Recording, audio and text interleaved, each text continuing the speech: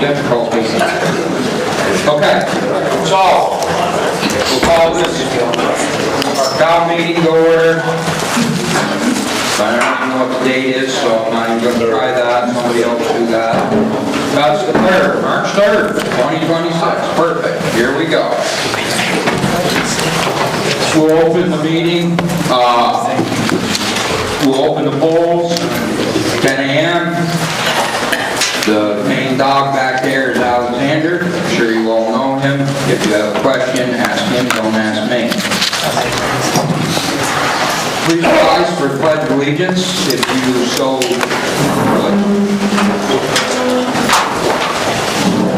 Pledge allegiance to the flag of the United States of America and to the republic for which it stands, one nation, under God, indivisible, with liberty and justice for all. Thank you. Appreciate it. Okay, now we're going to go through the list of rules. I want you to have your hearing ears on. If you have a cell phone, either turn it down or turn it off. If I hear a cell phone go off in this meeting, I will single you out as the one person that could not follow that rule. Ask my ex-wife. It happened to her. Because I don't care who you are. Okay? I'd ask anybody here that's a non-voter to please not vote. One speaker has the floor, so when you are called upon and I recognize you as the speaker, stand up, state your name loudly and clearly. We have a new minute taker this year, and so we're trying to make sure that she gets everything down that she needs to get down. One speaker, the one I call on that has the floor. Anybody else talks, again, I'm going to single you out. Because I am not ashamed to say that I will not preside over a meeting like I had at the special meeting. This is going to be a strict show here today, folks. We're not doing that. We're not doing the hollering. We're not talking out of turn. You're going to behave like adults, like I know you all are.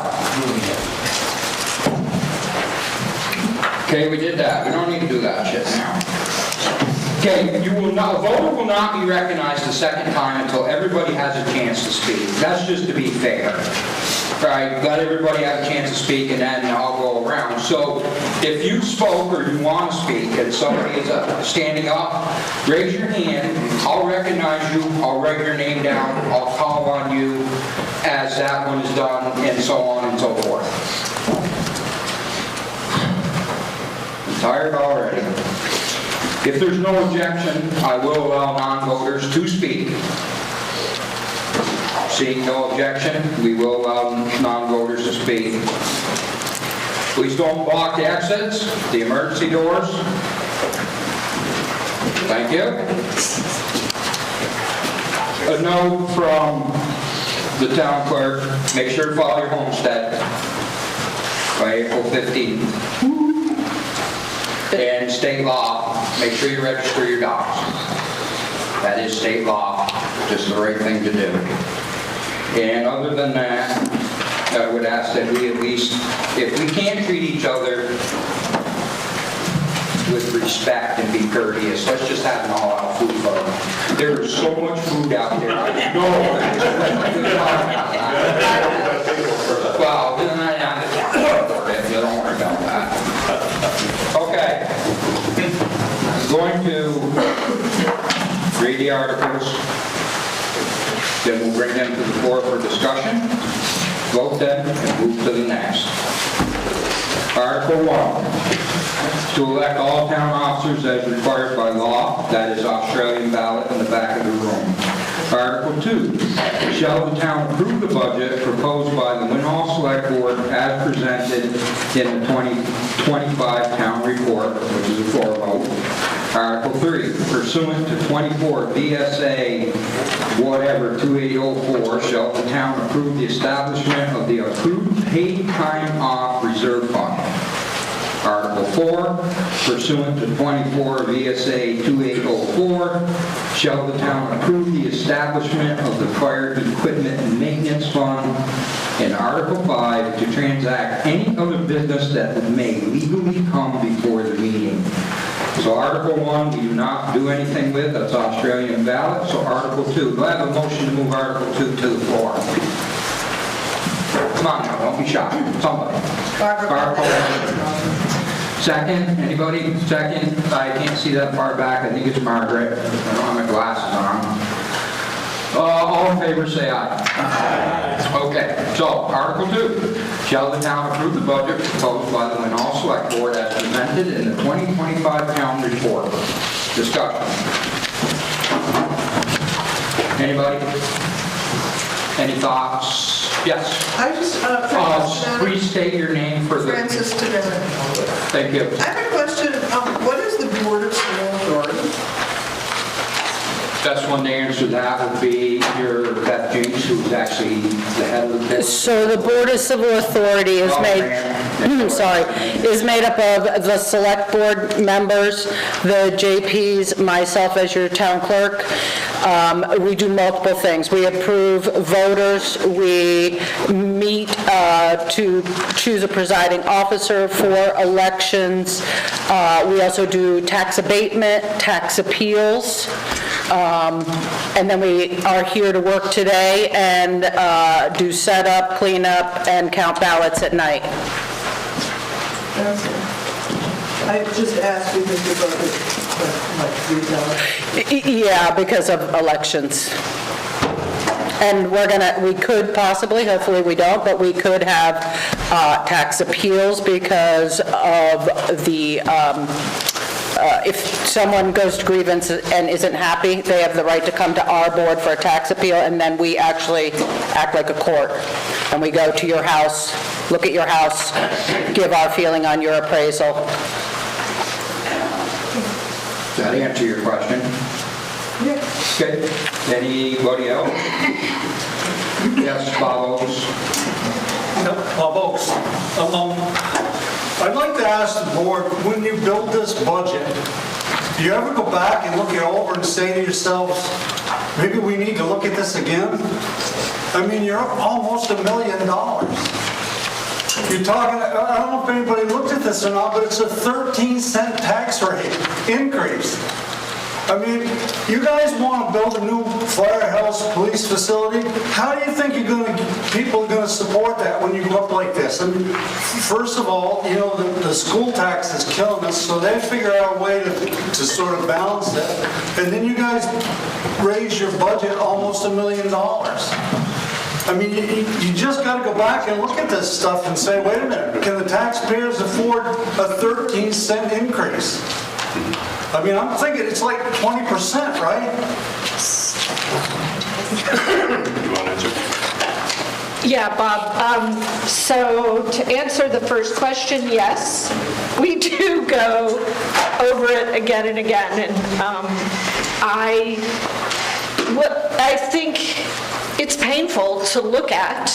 The area that has gone up the most, well, there are a couple things.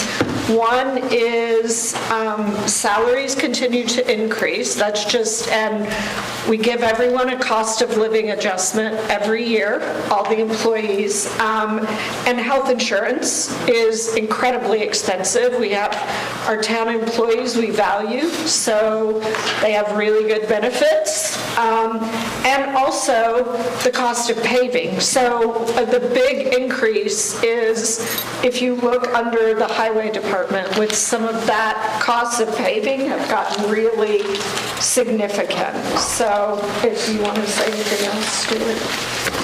Good morning, I'm Stuart Coleman. Yes, Bob, we do look at past history. Sand costs us more, salt costs us more. There's a huge shortage of salt right now. Equipment, we have to put some money into reserves when you have a truck breakdown. I mean, I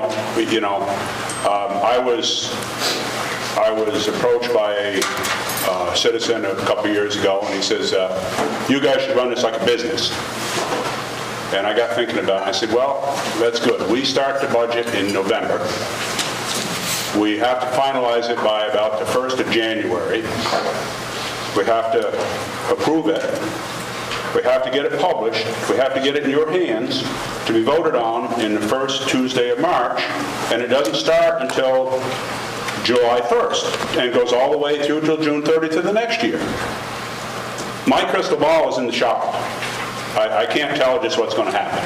I can't tell if price of fuel is going to go up. I can't tell whatever. We have to try to put in and with a educated guess. And it's easy to tell at the end of the year, oh, we made a mistake. We don't try to. We're trying to be fiscally responsible. We're not happy to have to publish an increase, but we're trying to keep these, and we're starting to do some reserves because we had some that it was in a fund, and if you didn't use it by the end of the year, it disappeared. So like fire truck maintenance, we've been fortunate. We haven't had anything major happen on our fire trucks. But if something happens and we have a major engine issue, it's not a $3,000 repair, it's a $30,000 repair. Everything is much more expensive, and I'm sorry about that. I wish I had an answer for it. But yes, we try to be fiscally responsible. Bill? Yeah, hey Bob. So I'm not on the board anymore, obviously. But, yeah, and I don't know if this was said earlier, but what we're looking at here isn't a real number. Because that 13-cent increase is going to significantly go down when our grand list goes up, which will be sometime between May and April. So at that point, our grand list, we're still going to get creamed at a state level on the school tax, there's no doubt. I mean, unless they miraculously come up with this $404 million they're looking for at someplace. And I don't know where they get that from, because all their money comes from us. So just as far as what you're seeing in this book, it's just not a real number yet. Everybody's going to get a new assessment. That assessment is going to increase our grand list significantly. I mean, we're way under budget right now. Our assessment grand list number is way under. So I'm just saying, cross your fingers, watch your property valuations, do what you have to on your own, and we'll see where this all is sometime, in April.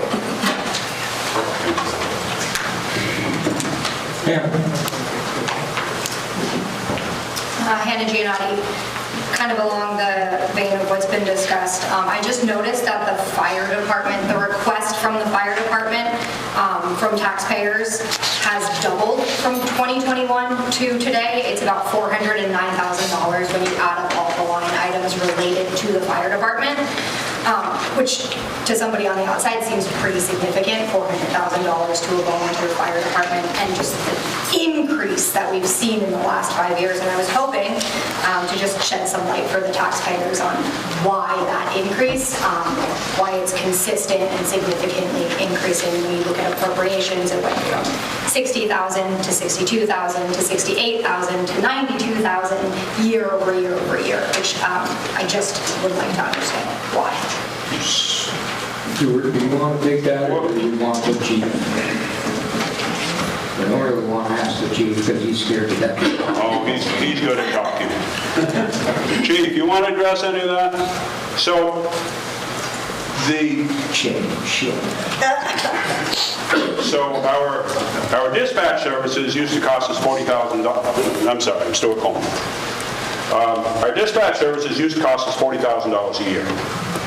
They have gone up tremendously. They are closer to in the $55,000 to $60,000 range, which we have key mutual aid dispatches for. I'm looking for the overall one. I haven't found it yet. I'm not really reading these. It gets what page are we on for that? Fire and rescue is 8. It's not an overall, Stuart, sorry to interrupt. It's not an overall, that's adding up all the different line items, so you won't find like that $400,000 on its own line item. It was an addition. So there is a big increase in our dispatch fees. We don't really put much into fuel because it comes out of our town fuel tanks and gas tanks, etc. We have added some more money for fire truck maintenance, and then we have a stipend fund, so that when our guys roll out of the firehouse at 3 o'clock in the morning and go to an accident scene or a house fire, they get paid a little bit. It's not big money, but it's to help cover some of their expenses. We have felt that it has helped our response because we have 25 members now, approximately.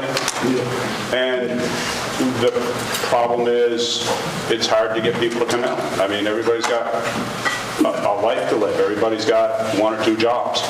And it's hard to get people to come out on a volunteer basis and go out and direct traffic and put your life at risk. We were at an accident the other night where a young man got hit by a car. We were out there 2.5, 3 hours. And we were standing there getting verbal abuse from some people who wanted to go through the scene because they had to get home. But there was a guy laying on the ground fighting for his life, and he lost that battle.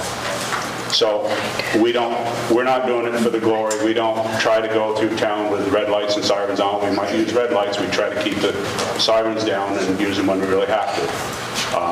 It's just a part of trying to keep qualified people on deck and have them come into our rescue scenes and fire scenes. Am I allowed to follow up my question? You have to Scott? ask Does anybody else have any questions first? Go ahead, Anna. Yeah, no, I understand that. Fire department is incredibly important. I'm not arguing it's not important. I think I'm just trying to understand $200,000 over the course of 5 years additional just seems like a lot of money. So is that I get $15,000 increase for the dispatch service? That makes sense. I know that building maintenance costs increase, but I think the bigger increases from what I can see are the reserve funds and the appropriations. And then we're being asked this year to add another reserve fund for the fire department. So it's just trying to understand that's what is that? What's happening with that?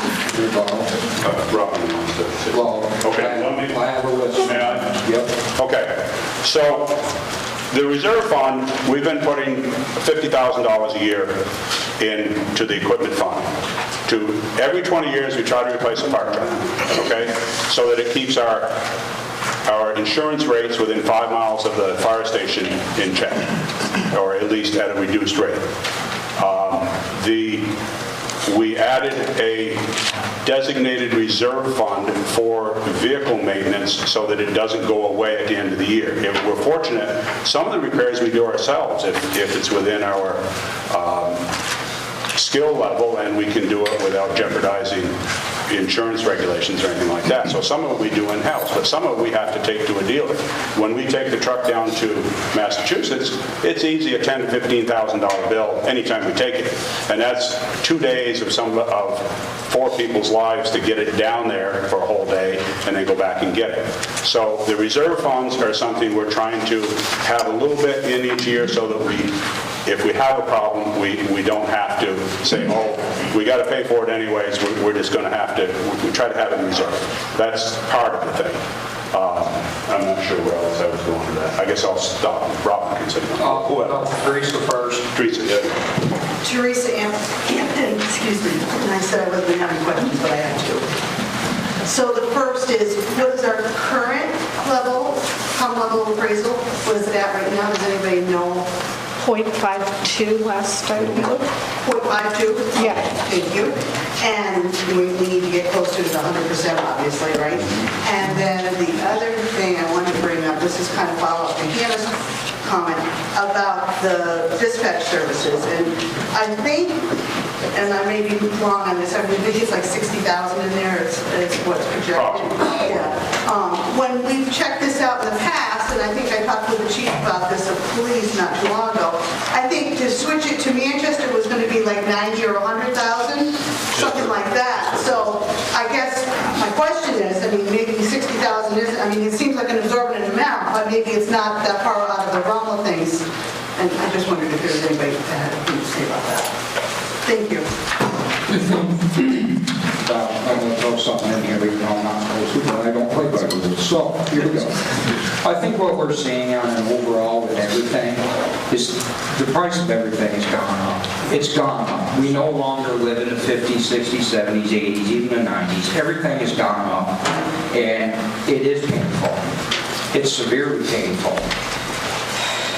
I don't like it, but I know the value of what we have to have. And I do think that, yes, all these questions are ultra important, but I do think it follows just a common theme. Everything has gone up. When 11 years ago, when I got a price to put a roof on the library, it was a little over 12 grand. I got one just a week ago, it's $50,000. Everything is just gone up. So just keep that in mind. I mean, I do think that that is part of the issue, is that just, you all know I'm in charge of the transfer station. You want to see fee jump, I'll show you fee jump. They want to now charge us $40 for every mattress that I throw away, which means I'm going to charge you $40 for every mattress. Luckily, we're under contract. But the fee jump in our society right now, it's out of control. And I do think that that's part of what we see constantly with what we talk about. Robin. Robin Lutz.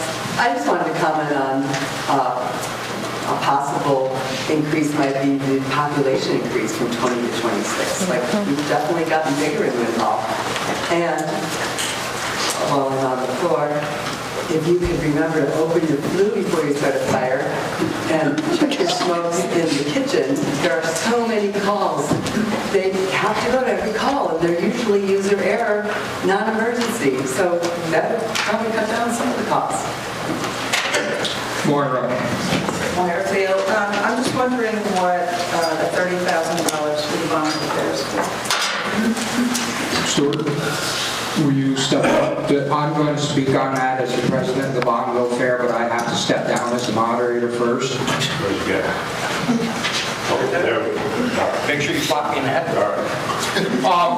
So yes, so again, I'm going to talk a bit about the increase at the Bonneville Fair. Since we made a conscious decision to allow the fairgrounds to be used year-round, our upkeep has also taken a dramatic jump. To keep it mowed, to keep it safe, to make sure the stage is in good shape. I don't know, probably none of you know, but at fair time, the way it works is whatever we take in at the gate, we split in half with the carnival people. So right out of the gate, I'll be honest, we took in 70-something thousand this year. Right out of the gate, we only got 35. We get state grants, which I was just at the Capitol House last Wednesday all day. I was in 4 different committees to testify for those state grants. And I was there with all the big guys all over. And we talked about how the first year that we got a state grant, we still ended up spending $86,000 on electrical upgrades. $86,000. Let that marinate on a nonprofit that makes roughly 35 if we're lucky by the time we take out our premiums, what we pay for prizes, blah, blah, blah. We may bank back 10 grand. Yes, we are coming to ask for money. It's kind of a twofold thing. We are the oldest continuously operating fair in this state. It's a bit of a sense of pride. It should be a sense of pride for this community that we've kept this going for 200 and some odd years. Do I want to endorse asking you for money? No. I want that thing to stand on its own. But every year after the fair, and I look at our accounts, and our accounts are just going down, and they're never really coming up. Because to lay out 80 grand for electric, to lay out 35,000 to have the cook shack redone, to fix the stage, to take care of the pole barn, all these buildings that are hundreds of years old. We're all volunteers, none of us are paid, nobody gets paid. We all do this because we totally believe in the fair. We believe in it 100%. We want to keep the grounds open year-round, but that also means we have to deal with the uptake. The Wi-Fi's on here is on all summer long. People go down there to have lunch, they can bang right onto our Wi-Fi. We pay the bill, we pay the tab, we don't ask for anything. We have porta potties there accessible to the public all summer long. We pay the bill, we pay the cleaning fees, we don't ask for anything.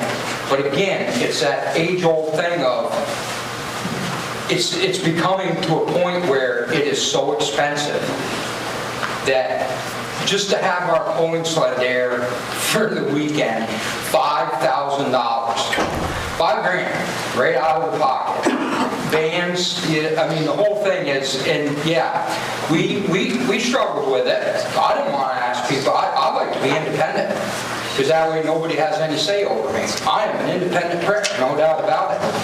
But when it came down to it, and we started analyzing and doing the money, and how each year we were further and further down, it was like we're going to have to try to reach out. Now, it is your prerogative solely.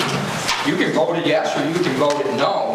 I'm just giving you the reasons why we came, or why we asked for, because we are finding it harder and harder. We went all out. We had a samples ban last year, right? We kicked ass. We filled the fairgrounds. We mobbed the town. We did everything. We still only put $15,000 in the bank account at the end of it by the time we paid everything out. It doesn't go very far when we're trying to upkeep that entire grounds that nobody did for a long, long time.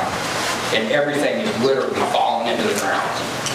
That's why we finally came to the painful decision, let's ask for more, see how it goes. But it is ultimately your decision, not ours. I'm not the moderator. All right, wait a minute. I've got Teresa first. Bill, I'll get you in a minute. Bruce Hampton again. I just want to clarify, the only money the Industrial Society receives is this appropriation. Unlike other, maybe, buildings in town, where we pick up the utilities, for instance, and the maintenance, the town doesn't pick up any of those costs. Is that correct? That is correct. Okay. I just want to clarify the difference between your appropriation maybe versus somebody else's. We are, and that should be a fact, and everybody knows, a lot of people get that confused. We are not affiliated with the town. The Bonneville Fair is a standalone entity. It's a standalone 501c3 entity, like many of the other ones that ask for appropriations. Bill? Bill Short. So, and most of you know, we have 3 nonprofits in town, and we support them and always have. There's the library, there's the community center, and and we're starting now, hopefully, to include the Industrial Society, which runs the Bonneville Fair. And, in the Bonneville 35, so we're doing $45,000 to the community center, which I love. Community center is great. It's a tremendous amount, almost every day of the year. There's something going on there. That's for salaries. And the library, which is wonderful. I hardly use it, but I know a lot of people there. The cars are there all the time. It's got set hours, and it's got a salaried employee. So the Bonneville Fair is all volunteer. Nobody takes a salary. This money is just to support the continuing operation of something that's been going on for a quarter of a century. So I'd be A quarter of a century? Way longer. 250 years, 250 is a quarter of, isn't that a millennium? whatever it is. 250 Quarter of a years. century, I know A that. long time. So the point is that, it's all volunteer. Most of the people, and I don't know about most, a good number of people in this room support it. Volunteer with their own time. I have for, I don't know, 15, 20. Probably a quarter of a century.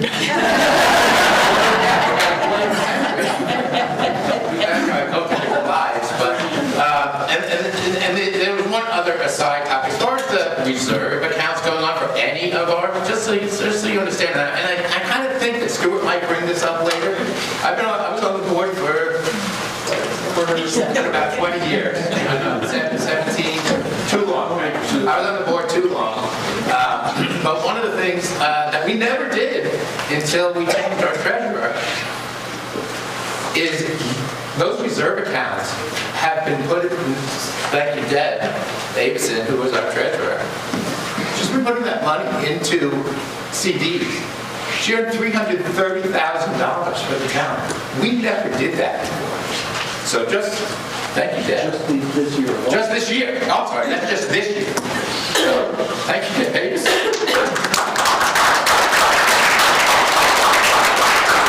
it's one of those conservative towns not just throwing money into something that's sitting there. It's being functionally used to our benefit. So, Okay, I got Randy and then, go ahead, Randy. So just to go back to the fire department dispatching fees, all those, that dispatching fee is all based on the grant list too. Okay, we're still talking, so are you talking about the fair No. question? Okay. Perfectly fine with the fair, so. Well, no, we got to get back to that in a minute. Okay. We're trying to talk, we had questions about the fair, that's why Scott stepped aside, I'm sorry. I'll get to you. Laura, do you have something to ask about the fair? I just wanted to clarify something that Bill said. Is it relation to the fair? We'll come back to that. It's in relation to the community. Okay, I'm sorry, I think we got to wait a minute. He just told me, and I might be able to run. You need to stay germane to the topic at hand. Are you talking about the fair appropriation? It's the fair appropriation. Okay, I'm sorry, I don't recognize you, but come on, set it up. Andrew Salo, former 9500 class tractor pull champion. Is it a one-year ask, or is there a plan for multiple years? We have asked in the past, how many years, Beth? We have only asked the past 3 years, including the current ask. We started at 10,000 last year, you gave us 20, and this year we are asking for 30. Unfortunately, we did have to up our price at the gate. You are going to see that because we do split with the carnival company. There's only one carnival company that will split the gate with us. They weren't going to come. It's hard to have a fair without a carnival. So we had to already raise the price on that. We went back and forth on that. We did not want to do that because there are families that might not be able to come. Right. That was another reason too, is that we are trying to keep it affordable to those that, aren't able. And that was part of our debate of when we come to the town, we ask for more, don't we? How do we navigate these times where everything is just going through the roof? Okay. I wasn't complaining, setting the record straight. I was just expecting an answer like paving or fix the building. Well, because it's deeper. It wasn't that easy. But No, it's not that easy. It's not just, oh yeah, we need to pave. No, I mean, a lot of stuff we do, we get donated because we go out and we beat the bush for that. But when it comes down to the logistics of this is why. It isn't paving, it isn't we need to reseed, this is why. Are there any other questions relevant to the allocation, or proposed allocation of $30,000 for the Bonneville Fair Association? Any other questions related to that? If not, I'm going to turn it back over to Scott. Everybody gets a cookie. Okay, and then back to where we cut it off. Randy, you had comments about the fire department, I believe. Well, I got several comments. Okay, fire away, my friend. Yeah, Randy Hampton. Okay, so as far as the fire dispatch services go, I think if I'm not mistaken, those services or those fees are based on the grant list. So you can expect with this new reappraisal that next year they're going to be even higher and maybe quite a bit higher too. But I think it'd be even more if we started trying to go anywhere else. And Keene does a really good job too. So anyway, just to explain that a little bit. I've got a question on the revenue side here of the budget. And it relates to, I think it's already been brought up, the interest income that has been able to generate. A couple of years, or last year I guess it was, there's an actual number in here of $285,000. And this year we've only budgeted $100. I would like to see that number to go to $200, maybe cut back a little bit on the taxes. Not going to help a lot, but to cut back a little bit. So, I mean, if we're getting 285, that was the actual last year, then I don't see why we can't get that number up to like 200, at least 200, and go from there. She, I mean, it all depends on interest rates and what I can invest and so. Can you please stand up though so we can hear? So Debbie said it all depends on interest rates and what she can invest. It's not a lock number, correct? It can be fluid. Right. I think it's why it's what it is, Randy. I'm right here in the dark on this. That's a far cry from, 100,000 is a far cry from 285, which was the actual last year. So I would still like to see that number increase by at least 100,000, 200,000. I understand that it's interest rates and you got to, pull money and short-term stuff because you got to have the money to pay the bills and all that. But anyway, there's something to think about. Also, one thing to consider, oh, sorry, can I speak? Yes. One thing to Fire off. One thing to consider is that $1.2 million of that is coming out to pay for our fire truck out of the reserve accounts. So there's a huge amount of the reserve that's going to be used that we've been saving up for 20 years, the whole time. So that is a huge expenditure. I don't know, Deb could talk better to that about how that's going to change our investment, but it's a big piece. It's over a third, or maybe around a third of our reserve funds. So I think she's being cautious.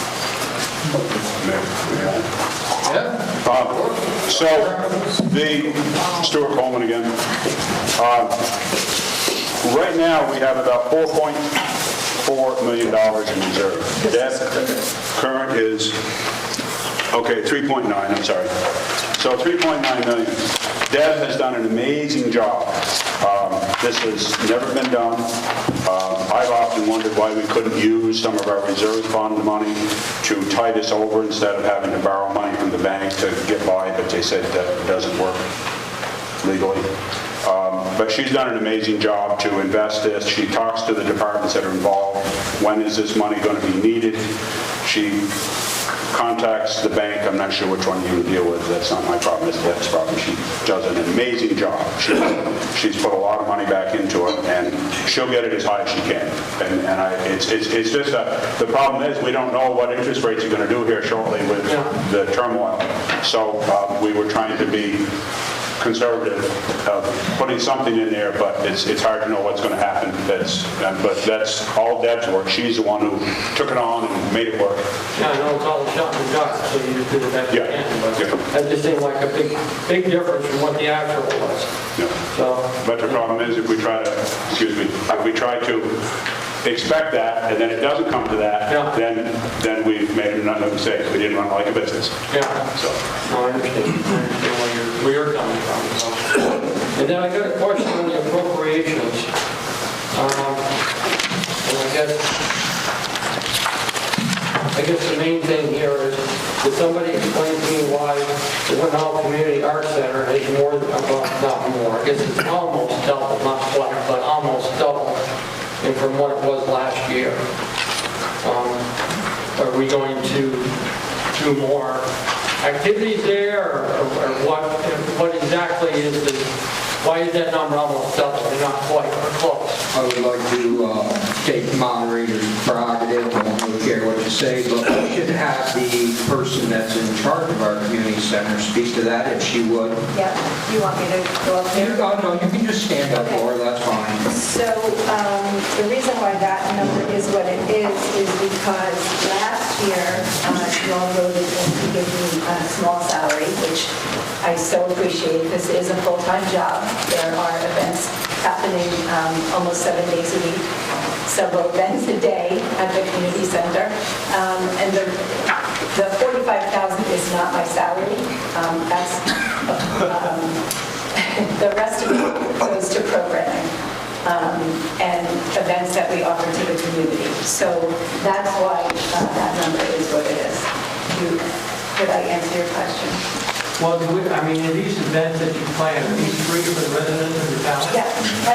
Can I go over this way? I feel like my back is to people. I'm sorry. So something that we really pride ourselves in is the fact that any event that happens at the center that somebody comes to instruct also comes with a full or partial scholarship. So if there's any community member that wants to take a class and they don't have the money, or they would like to utilize the wellness room but they don't have the money to do that, everything comes with a scholarship.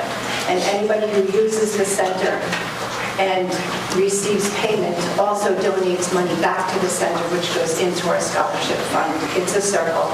It works for everybody. I see a lot of faces here of people who have not used the center. It's right here in town. Please come and join us. There is something for everybody.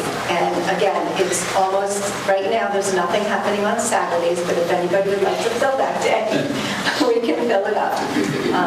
Does that answer your question? What about people that come from out of town? Anybody can get a scholarship. It doesn't matter. We don't ask where people come from. If somebody, we have a website, you can go, you can sign up. If you need a scholarship, you fill out the scholarship form. I'm the one who sees that. It's approved by the board. And we've never turned anybody down. That would just be silly. Everybody gets approved. Anything that happens at your community center comes with a scholarship. There are people in this room that have donated quite a bit of money so that people can utilize the art scholarship or the wellness scholarship. And I am extremely grateful that you are giving me a salary because I've done this for the last 9 years. We're going into our 11th year as a volunteer. Due to health issues, which many of you know that it's been a rough couple of years, we were thinking, what happens if I can't do it anymore? What happens to our center? And nobody is going to take over and do it for free. So I am ever so grateful that you have given a small stipend out of that money to go for a salary for the director of the community center. You can't leave. I don't want to leave, it's my passion. So we just need the body to cooperate. Any other questions about the community center? Thank you, Laura.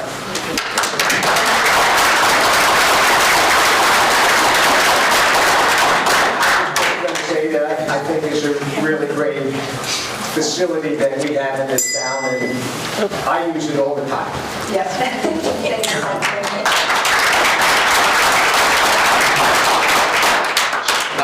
That was Matt's back.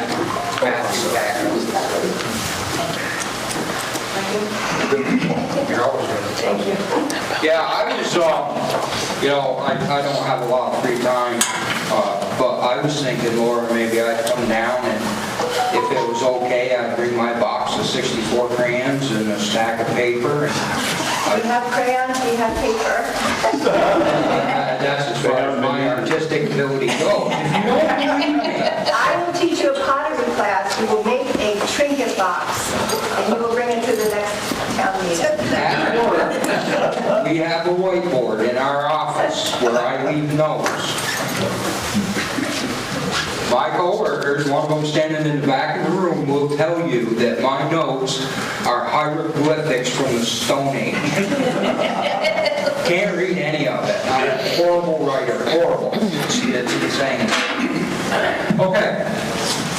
Jeff, you have your hand up, sir. Yes. Hi, Jeff Yates. I just want to thank everybody for giving us the great answers you're giving today. My question is not, I'm not trying to put anybody on the spot, but I want to hear about short-term rentals. That's a new thing coming up. Can I ask you, Christy, or anybody on the board to update us where we are in short-term rentals? That really should come at the end. It is kind of budget related, but I'll sit it back down. I'll put a pin in that. we are on budgeting questions about our budget, what's been proposed. Okay. Yes, Laura. Laura Giannotti. I'm just wondering what the town records conversion fund is. So that is maintaining all of the town records in the vault. cleaning them, protecting them for years to come. Many of you that have used the vault or been in the vault, or I've proudly shown you the vault, we have the first page of the first book, we have the original map. All of those things have to go to a special archival facility to be cleaned, processed, and protected. All of our records have to be on acid-free paper. It's the cost of the land record books, the acid-free paper, pretty much anything to keep our town records that have to be on paper in our vault for future generations, even though at some point, cursive, no one's going to be able to read but us, older generation. So that's going to be like a little secret code we have in those books. But anybody is welcome to come, walk through the vault, look at it, examine it, file records.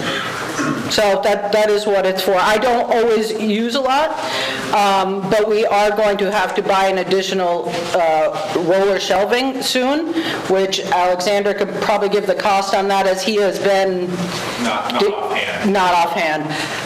We did recently buy a map scanner so we can scan all of the Mylars and any other maps that are in the building. So instead of taking out each map each time, you can just go there and print Giannotti map, boom, out it comes. So there's less handling of those fragile documents, because a lot of them are extremely fragile. But it's my understanding by state law, those records have to be kept forever. A lot of them do. We have, recently in the last 5 years, we have taken all the grand lists that were just stacked up, had them all cleaned, protected, put in books. A lot of it we did in office to save you money, because I was able to do that once we got into like the 80s and going forward. But birth records, land records, Mylars, once it's in there, it has to stay in there forever. There's no throwing anything out. There are some things I can throw away, old ballots after a certain time frame, things like that. But everything else has to stay in there forever. And it's obviously only going to increase with the amount of land transfers we have. We don't have a lot of vital records. We're not producing a lot in Winhall, a few here and there, a few marriages. So that's, the vital records, there isn't a big increase, but the land records and documents that go with that, there is a huge increase. Is that a call to action to repopulate Mondo? No, well, of course, I mean, if y'all want to go home and do that, that'd be great, but that means everything else is going to go up. Okay. Just trying to make sure. Any other questions on the budget? Yes, Laura. Can you tell us about the Winhall Museum Fund? Is that moving forward? Yes, so when you took over the community center, I took everything from the community center. I've been slowly sorting through it. There are some of those records that are going to need a little maintenance because nothing has been done since Barbara Little had everything organized in the upstairs of the town hall. We would like to start displaying those items more in the town hall. So that is what that little increase is for. I can tell you because I'm also your facilities manager too. I'm your transportation supervisor, facilities manager, 911 coordinator, moderator, I work for the town crew. I'm just your basic all-around horse shit. I'm everywhere. One of my wish lists always has been at the library is to put a little room on it, a little addition, to maybe consolidate some of our museum type things. I don't know if that'll ever happen. I got 7 years to see if I can do it. Scott, may I just follow up? That is also not a paid job. There's no salary that goes along with that. That is something I do for the community, along with many other titles that I hold that I don't get paid for. Sorry. Any other questions? Comments? Yes, Bob. Bob Oaks, I was waiting for it to go all the way around, but I think it's been... I think it has, yes, sir. I think it's been around. First of all, I want to say that I'm smart enough to know that the 13-cent increase might not be 13 cents, but it's still $1 million. So it's going to be relative, folks. Don't believe what Bill's telling you. It's going to be significantly less because it'll be in proportion to everything else. So I'm going to say again that I don't think that the five of you scrutinized this budget. I just went through the highway budget quickly myself, and some of the stuff that's in there, I mean, it's like $20,000. What are we going to do to the grader for $20,000? What are we going to do to truck one for $20,000? I mean, the highway budget itself went up $200,000. I mean, you know, I realize there's a cost of living, but it ain't 20%, folks. It's never been 20%. So I'm just saying, the five of you need to look at this budget and say, there's places this thing could be cut. We may not cut it here today because I don't think I can get the support to do it. But I think the five of you need to sit down and say, hey, in good conscience, let's look at this thing again and see where we're going. Because a lot of this is just fantasies. Do you want a rebuttal to that, Bob, or are you just making a statement? No, I'm making a statement. Okay, thank you, sir. I just noticed, I mean, for you new people probably don't know, but I'm a big guy. I like to eat at about noon, so I get a little cranky as we get towards noon. Teresa. I just wanted to point out, I thought the budget was high in that line item, but, and I may be wrong on this, so somebody correct me, but I believe that cost includes the additional employee that we didn't hire because nobody, is that correct? Yes. Yes. Anybody? Yes, that's correct. Okay, so that position hasn't been filled, so in essence, hopefully Yeah, that's not an open position. Excuse me, hang on. We're not arguing on the floor, we're not arguing on the floor. One person, you, I speak. just wanted to finish clarifying. So I think that number includes that salary of a person that doesn't exist right now. But when they budgeted for it, they had the RP out for someone to apply and nobody applied. I just wanted to clarify. That's what I think, but I don't know. That is part of it, I am understanding of that. Is that correct, Stuart? May I? Yeah. Yeah, that's part of it. Also, the grader we have was bought secondhand after the fire. It wasn't secondhand. Excuse me, yes it was. It was not a brand new grader, It was a demonstrator. but it had been used for demonstrations. I wasn't on board at the time. I was told it was secondhand, but every time we have to get that work done, we have to haul it to Springfield. And it easily is a $10,000 job. They thought they were going to have to take the motor out of it a month or two ago. As it was, they found a hose over the thing that they didn't find when they were here. It is a very elaborate piece of equipment that costs a lot of money to fix. Like I said, my crystal ball is broken. I can't tell what's going to break on this piece of equipment. I go up, I'm in that building at least once a week, right? At least. And I walk around the equipment, sometimes I see something that I don't think is right, I think they should attend to. They may have already caught it, but there is stuff that we can't foresee what is going to happen to this equipment. This is expensive, big, heavy, powerful equipment. And I'm sorry, we can pull it out and we can just say, okay, we're over budget, we need another $30,000 to fix this piece of equipment. I don't know what to say. We're trying to be responsible. As I said, you're only going to please half the people some of the time and the other half some of the other time. So I'm sorry.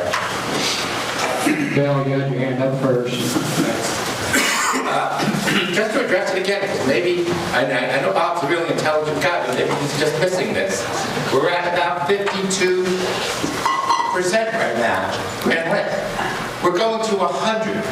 So when your assessment, and you're only going to see your assessment, you're not going to see what your taxes are in April when the grant list gets lodged.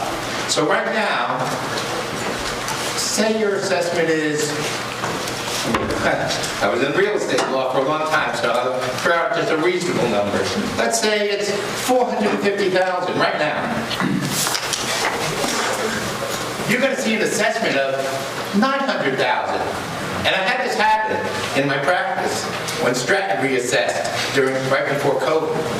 We got thousands of phone calls from clients saying, oh my God, my assessment doubled, my assessment doubled. My answer was, you're a winner. Because the tax rate will be coming down. I don't understand folks mad. but the tax rate will significantly I am going to come down. caution We're at once again, Bill, I'm going to caution once again, I do not want arguments started in the body. So in general, information for the Exactly. for the townspeople that are here. Look at your assessment. Don't freak out when your assessment is double what it is now. If you think it's something that it shouldn't be, my suggestion is get an independent appraisal. Maybe you want to get it ASAP so you can see what an independent appraiser comes up with. My understanding is that the listers in grievance will take an independent appraisal. So, or at least will use it in their evaluation as to whether you can grieve or not, or whether they're going to accept it. I think I had heard specifically that if you come in with a fair independent appraisal, they will accept that. So, the point is, no matter what we do, our tax rate as a town is going to be about half of what it was. It's not the 13 cents that Bob is expressing to us right now based on what we're seeing in this paper. That's it. Let me remind you, everybody's entitled to their opinion, and again, I don't want arguments between members of the body here because that's not what we're here for. Bob's opinions are valid, Bill's opinions are valid, Teresa's are, everybody's are. But I do not want specific arguments between members of the audience. It gets us nowhere. Are there any further questions on the budget? Larry? Let's move the vote, please, or whatever. I have a second. I have a second. All those in favor of moving the question, signify by saying aye. Aye. Aye. Okay, so now, we're going to vote on Article 2. Shall the town approve the budget proposed by the Winhall Select Board as presented in the 2025 town report? All those in favor signify by saying aye. Aye. Those opposed? No. Well, it sounds like the ayes have it. I don't think I need to divide the floor for that one. So Article 2 passes. At this point, I see our state guys here. Representative, whatever he does. I'm going to have him to speak because I'm sure he has other meetings that he's also got to shoot to. It was nice to see you last week up there. Yeah, thanks for coming. Just like I said, I'm horseshit, never there. Well, good morning, everyone. Thanks for having me. Lots going on up in Montpelier. My name's Chris Morrow, by the way. I live over in Weston. Lots going on up there. I'll say a few things just to set the context and then take questions. That tends to be more interesting. The state is dealing with a lot of issues from the federal government that are trickling down to us. A lot of money's been clawed back. There's a lot of the federal agencies have been depleted or eradicated. There's lots of disruption and uncertainty, which is affecting both the state government the state budget and the functioning of state government.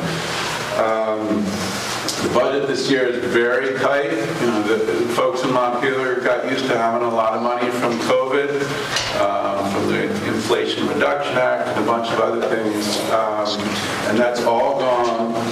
And so the budget's very tight. It's going to be for the next few years at least. So that's affecting decision-making in Montpelier, and it's going to trickle down to the towns as well. So in general, with FEMA decimated and a lot of other federal government agencies being diminished, us as towns are going to get less support in general, and then certainly less after the next flood or emergency. So we have to be planning ahead for that sort of thing. The big issue again this year is education, and we can get more into that if you folks want to. Healthcare crisis continues in Vermont, although that's mostly focused around some of the weaker hospitals. The good news there is, as part of the big bill that passed the federal government, we got $195 million this year to spend on rural health care. And so a lot of that's going to primary care, telehealth, bolstering our rural health care workforce, all things that are really important. And that's theoretically going to be $195 million for 5 years. So we can do a lot of good with that money. And the focus now is making sure we spend it. Well, the feds really dictate a lot of how we spend it, but we're trying to, as the legislature, focus that on things that are either one-time money or long-term investments, so that when that money goes away, we're not falling off the cliff like some of this, the COVID money that we're dealing with. Transportation fund continues to be severely challenged, which will have direct impact on all of us in terms of winter maintenance, paving, all that sort of thing. So there's going to be some new fees and taxes. They're considering a mileage-based fee. They're considering a delivery fee. That's not my committee, so I'm not completely up on that. But you know, just like you guys, everything has gone up there. The cost for paving roads and keeping the equipment up and running, and healthcare for state staff, everything's gone up through the roof. So a lot of challenges there. Something that passed last biennium in 2024 before I got up there that I just want to make sure is on people's radar is the Act 181, which is the Act 250 reform bill. What they're doing is they're dividing up the whole state. They're mapping the whole state into 3 tiers, tiers 1, 2, and 3. And 1 is where they're in the towns and areas where they want to facilitate development of housing and other things.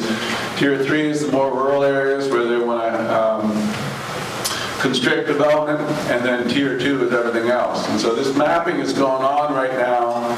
I'm part of the Rural Caucus, and we're trying to slow everything down because there's some real concerns, especially in the rural areas, about the maps that are being developed and the criteria that are being used. Now, it might sound, you know, in the weeds and wonky, but this affects every single property in Vermont, especially in rural areas. So I would encourage you to find out more about it. The Winhall Regional Commission has a bunch of information right on their front page.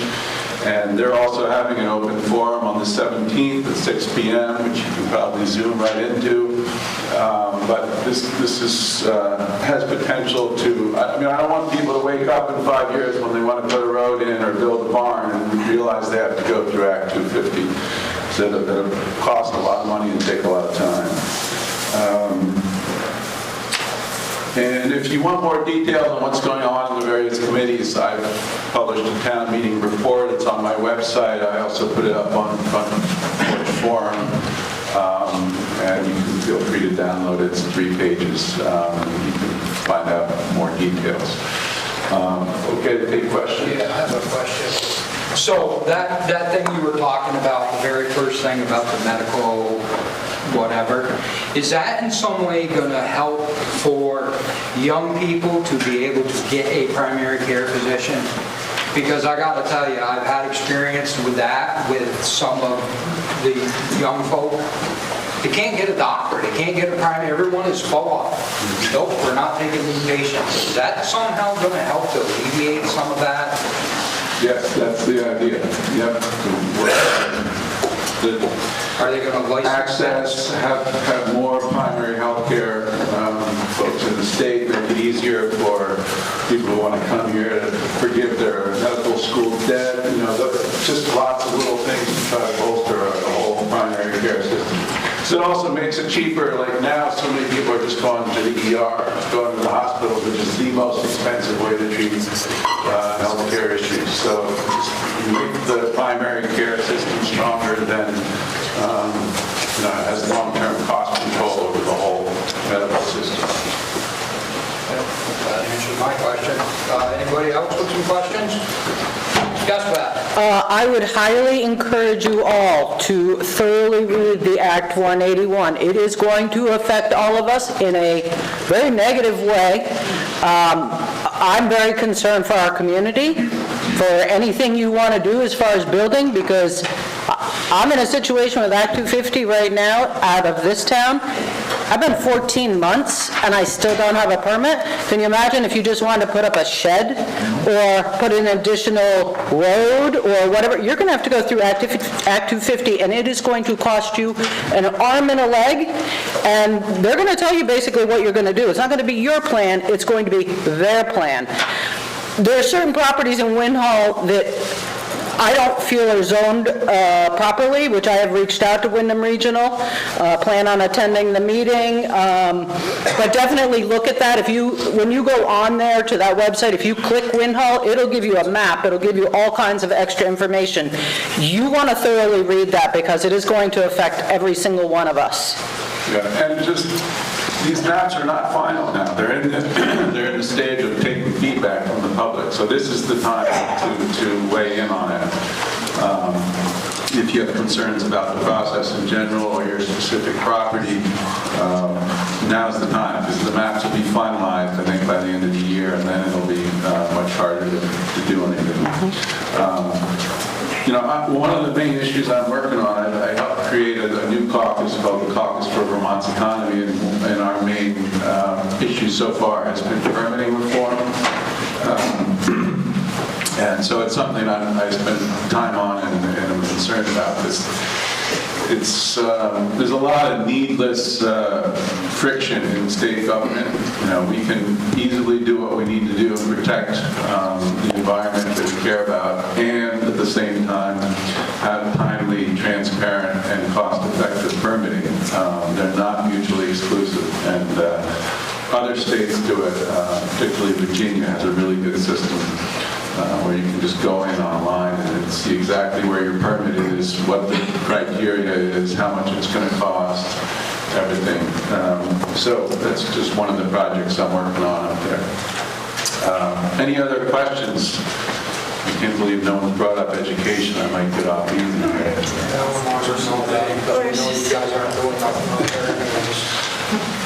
Right? What's your answer to the education? Well, I'm not on the education committee, thankfully. They are in the House. They are conflicted, is probably the best word. There's all kinds. If you remember, like at the end of last session, we passed Act 73, which creates a foundation formula, so the state will set the per pupil dollar amount instead of setting it at a local rate. And it also mandated redistricting. So now we have 119 districts and a bunch of supervisory unions, and the idea is to bring that down to a much smaller number to reduce overhead. So the governor and other folks up in Montpelier want to force that, so just have mandated consolidation. And so they created a task force to go out and make a map. We need a map. Like if we're going to force the issue here, then we need a map of new school districts.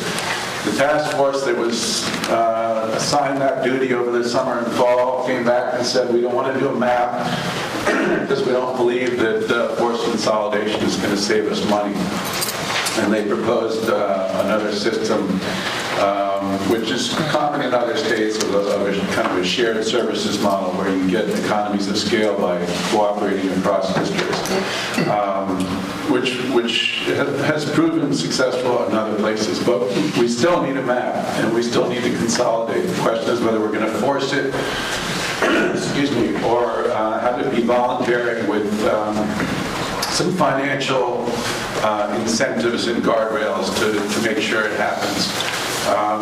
Statewide we have this tension of everyone wanting their local small schools, and that's, we all know that that's important because the school is more than just a place to educate the kids. It's a part of the community. It's an asset to the community. It's about more than just educating, but we have a system built for 120,000 kids, and we have 74,000 kids now. The math does not work, and it's showing up in our property taxes. We'll probably buy down the rate again this year, so you won't feel it as much as you otherwise would, but we can't keep doing that. We did that last year, and it's a short-term fix. So we need long-term reform, and there aren't really that many easy answers. But we're working on it. The Senate has a better proposal than the House right now. You want to call people, or you want me to call?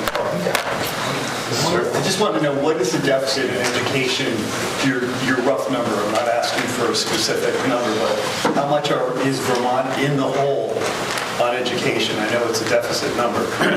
Well, we're not in the hole because what happens now is all the local school boards create their local budget and send it all to the state. And then the state is just mandated by law to raise that much money in property taxes. So Montpelier's not setting any of these budgets. We just consolidate all the local school budgets up into one big number, and then that sets the tax rate. So, and that just happens by law. So that's how it works now. But the pressure is obviously on all our property taxes. It's just unsustainable. So one person back, and we'll get you here. Hi there, I'm Amy Wright, and one of the things I feel like over the years that I've lived here that we look at, right, is we're trying to like cut our way to success with education, but it feels like, and we all know this, the core issue is population, right? Population decline. And so at the state level, what are we doing to, like, this is an amazing state with so many amazing communities. What are we doing to work hard to say, come here, stop leaving, right? We educate our children well, and they can't come back here to work. What are we doing? Well, a lot of the discussion on that is focused on housing, because even the kids that do want to come back, they can't afford it. We all can see that, and then the housing stock, and so a lot of work has been done, a lot of money has been put into housing over the last few years, and there's a couple of new proposals in the housing committee this year. But you're right, we have a real demographic problem. It's not just affecting education. It's affecting a lot of other things. It's affecting, of course, the healthcare system. We have I think the second oldest state in the country, and we're getting older faster than any other state in the country. It's affecting number of pupils, it's affecting our healthcare system and economic development. The state has limited levers to pull in terms of getting people here. I think focusing on housing and making it more affordable are the two that are most likely to move forward. And if you have ideas, please be in touch with me. I'm happy to work on things.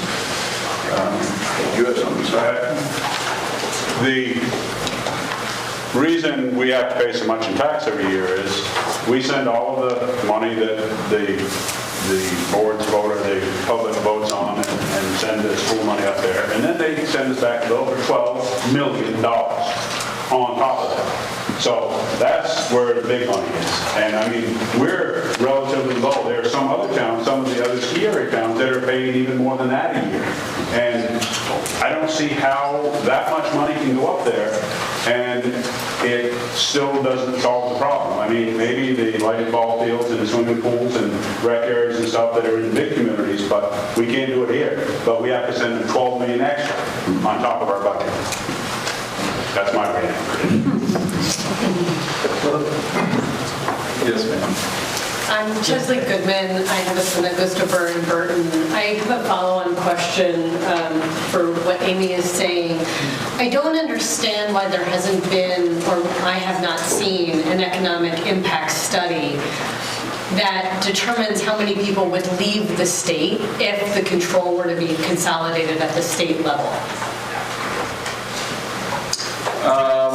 Well, there's various things the Joint Fiscal Office are working on. I don't think controlling it at the state level, the actual funding is going to force people out. I think it'd be more people losing their local schools, and for around here, it's the tuitioning and school choice issue. This just drives me nuts in Montpelier. It's the most frustrating thing I deal with. Is tuitioning and school choice is not a major cost driver in Vermont's education system. It just isn't. If you look at the numbers, it's how many people we have involved in education. It's the health care, it's special education, it's school construction. I mean, those are the major cost drivers. And a lot of the conversation in Montpelier has been hijacked by this tuitioning issue. And it's just incredibly frustrating. But it is what it is. We'll see where that shakes out in terms of this building and what we're going to be able to do going forward. There are people testifying in the State House about how many people are going to move to Florida or move there 6 months in a day if something goes through. There's proposals to, as part of Act 73 actually, it hasn't gone into effect yet, but there's a proposal to split out the non-homestead rates so that they can tax second homeowners higher than residents. And there's all kinds of proposals in the works. So that's not a direct answer to your question, but there is a lot of work being done and on this in education. Economic studies. So there's a fair amount of data. It's a question of what we do with it. Hi, I'm Emily Schriebel. Thank you. I just want to back up everything that you just said about school choice. It's a big issue for me. I grew up in Londonderry. I benefited from it. I have 2 kids in the system now. My oldest is about to graduate from BBA. I came back to Vermont, not for grandparents, to be close to my parents after 20 years in New York, but school choice and having the ability to choose where my kids get educated throughout their years was really, really important to me. I was in New York City where actually there is quite a bit of, you can make a lot of choices within the New York City public school system for your kids. And in our rural area, school choice is something that that makes that possible for you as a parent to make choices. I think it's great for kids. I think it's great for families. It empowers all of us. And I really think it's great for our community. Having grown up here in the 70s, I've seen the change in our community over the past decades.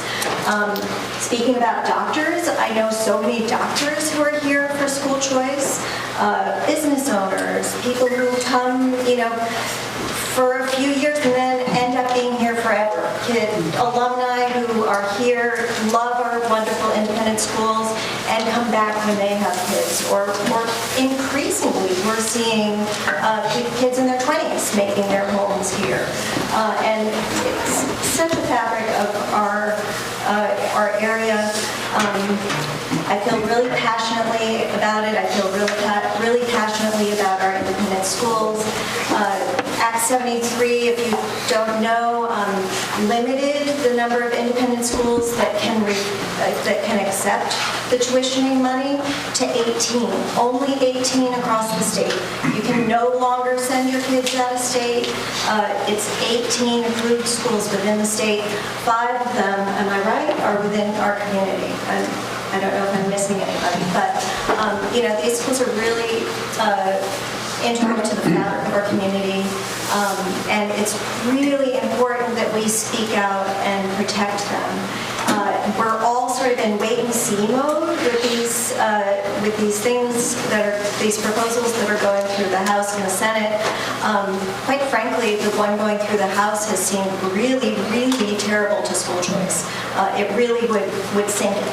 So we have to pay attention. I'd love your input on when to chime in, what's the best way to follow this and engage, but I'll speak a little bit later during the school portion. I think what's going to happen is the House is going to come up with a bad proposal and the Senate's going to come up with a slightly better one, and it's going to go to conference committee at the end, and that's really going to be the time to weigh in. And that's basically what happened last year, but there's kind of a lot of fallout from what happened last year. So it's really touch and go. I put out usually a weekly newsletter if you want to be, and I put it out on Front Porch Forum also if you want to keep in touch. You can go to my website and sign up for the weekly email. So I wish I had. Very helpful. I do follow it because I don't like anybody in the state. He's been doing really well. He's not on my hate list yet. So I just have a comment. I'm a recent relocation. My name is Jackie Moon, and we came up from Virginia. We were actually looking to kind of go change our life from suburban to more of a rural type area. That was like dumb contention. And my husband interviewed throughout the country, and we targeted areas. And actually Vermont popped up just by happenstance. He's employed by Mac Molding. And actually the school choice was kind of the carrot that they dangled in front of him. And I came out here and I actually met with representatives from Maple Street and Burton. I was absolutely enamored and just blown away by the quality of the education system. And I'm the one who made the choice, where we had 5 offers on the table to go to different areas within the country. And with intention, knowing that Vermont came with many things that are not convenient. I call it a geographical oddity. I'm an hour to an hour and 20 minutes from any service I need, getting doctors, services. All of this is exponentially more expensive and difficult. But we went with that with eyes wide open because of what we could do for our children and what we could get them. I'm also employed now in the local community. I work for the Vermont Country Store. For many people, that's something that's odd. Not only are my children benefiting from the community, but we are giving back to the employers in our local communities. And those employers are so stressed and taxed to actually find qualified candidates.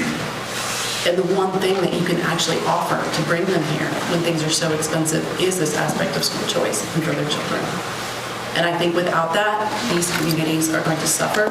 The local employers are going to continue to suffer to bring in candidates.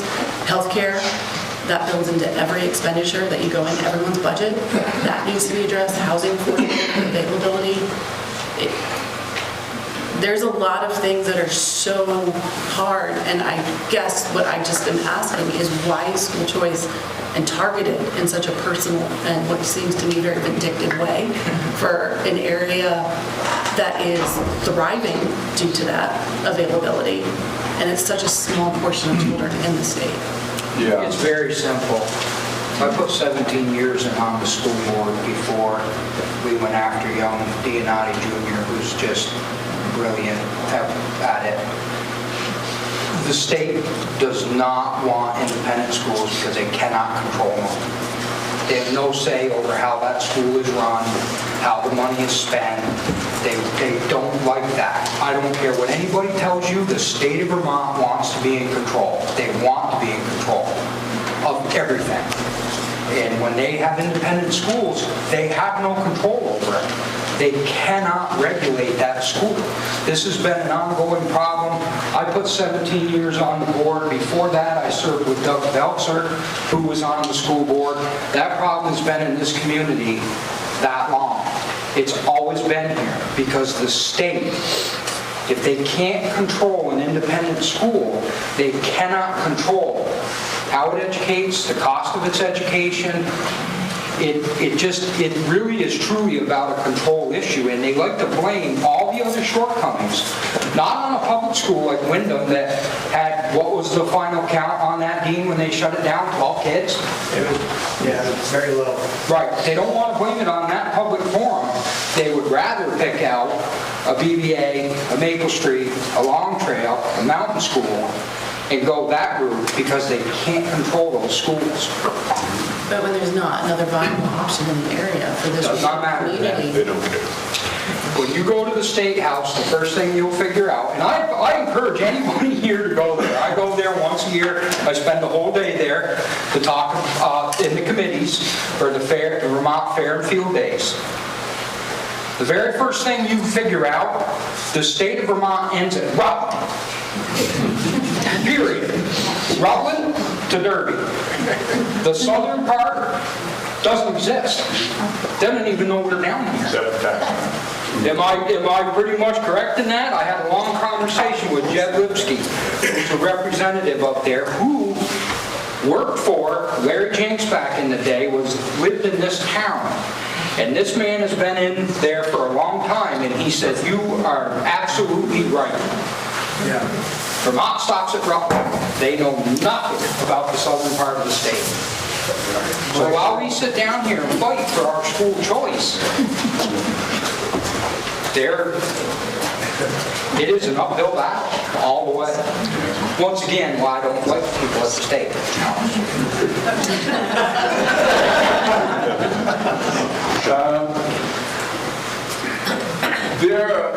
The State House is dominated by people from Burlington and Chittenden County, both in the Senate and the House.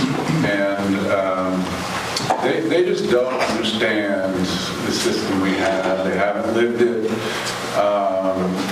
They don't get it conceptually. They don't get how we integrate from, my kids went to Floodbrook for 9 years and went to Burton.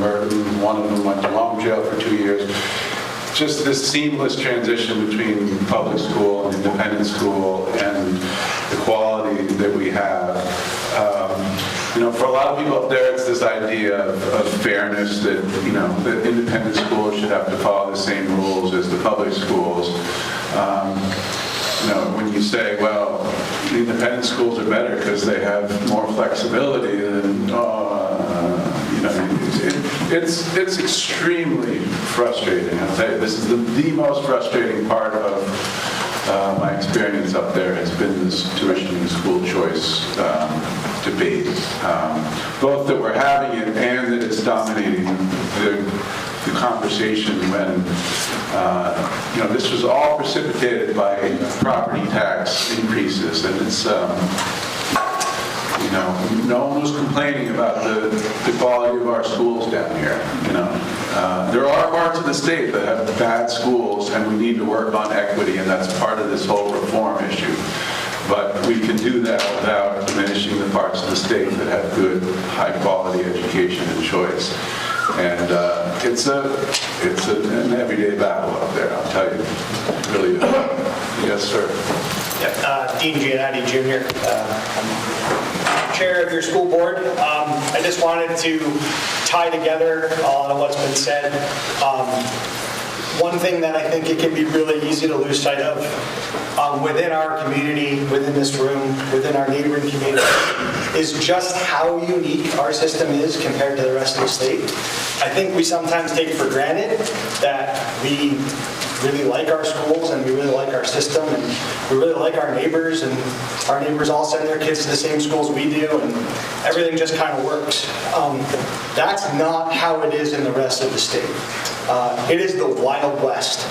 I have spent a lot of time over the years in rooms talking to other school board members, talking with legislators. One of the biggest challenges that we have always had, but because of the gravity of the moment and the stakes, this challenge is particularly poignant right now, is that we always have to explain to the rest of the state how it works here and why it's such a good system and why there are lessons that can be learned and applied to the rest of the state from our area. And so that's really been a focus for us as far as when we're communicating,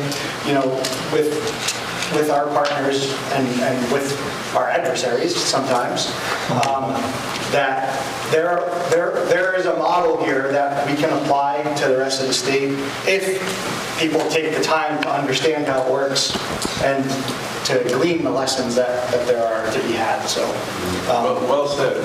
Thank you.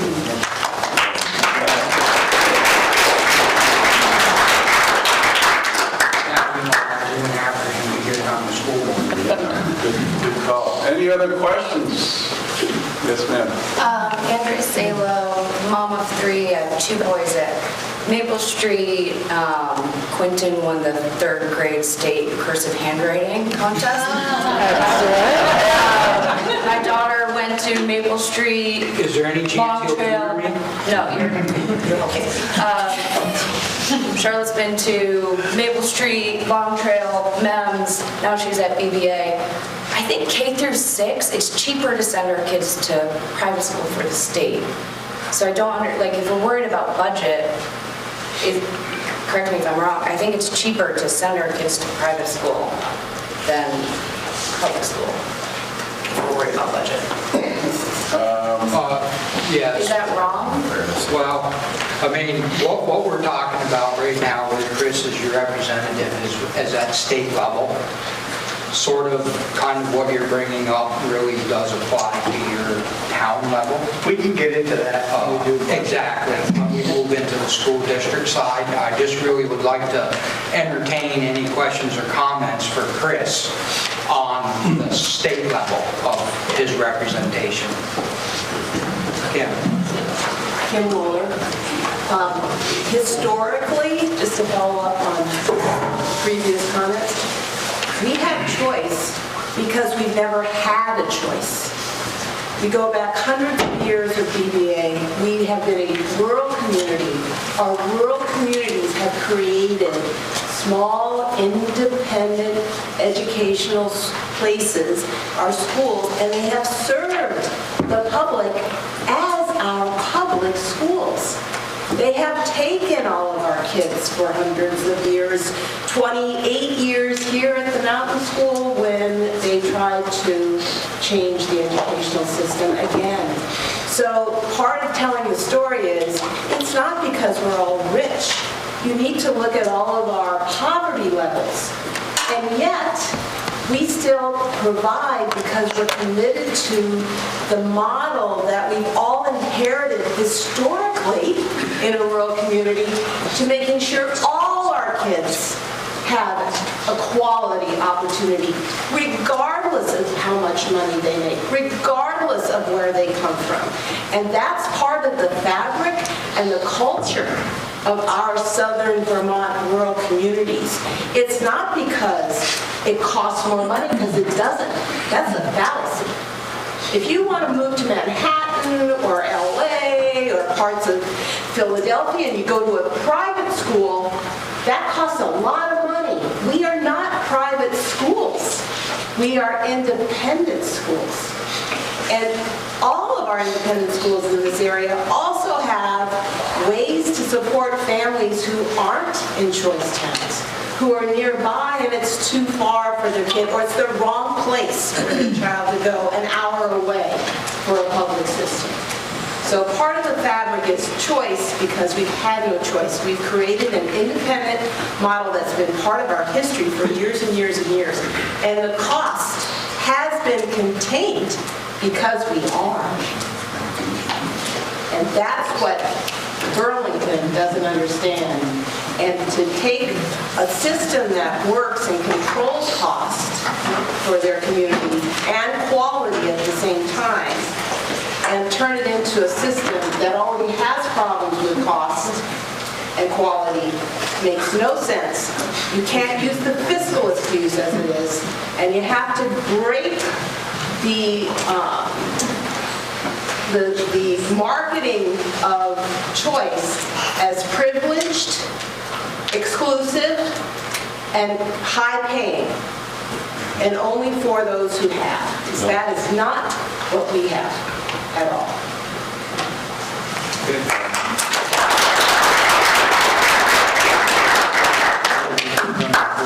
All right. Thank you all very much. Thank you.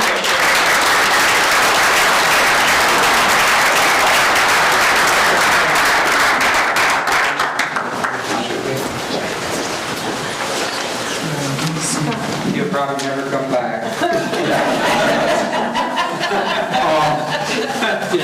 It's really quick. I just want to say, I moved here 20 years ago for the same reasons as you did. You can get involved. I am sitting up here because there's room for everyone to get involved. Get involved. The select board meetings are first and third Wednesday of the month. School board meetings are Tuesday. Yeah, I actually, they just pop up in my email and then I go. I see there's a schedule, but I don't know what it is. You can get, there are 600,000 people in this state. We need volunteers. Get involved. Okay, anyone can run for mine. Okay, so we're gonna push on here.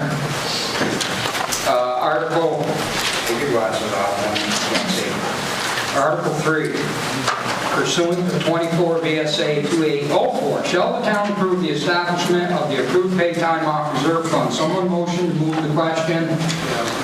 Anybody, please? So moved. So moved. Dean, seconded. Second.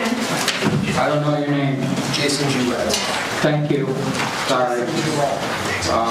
Okay, all those in favor? Aye. Okay, discussion on the accrued paid time off reserve fund. Probably some of you have no clue what this is about, I would imagine.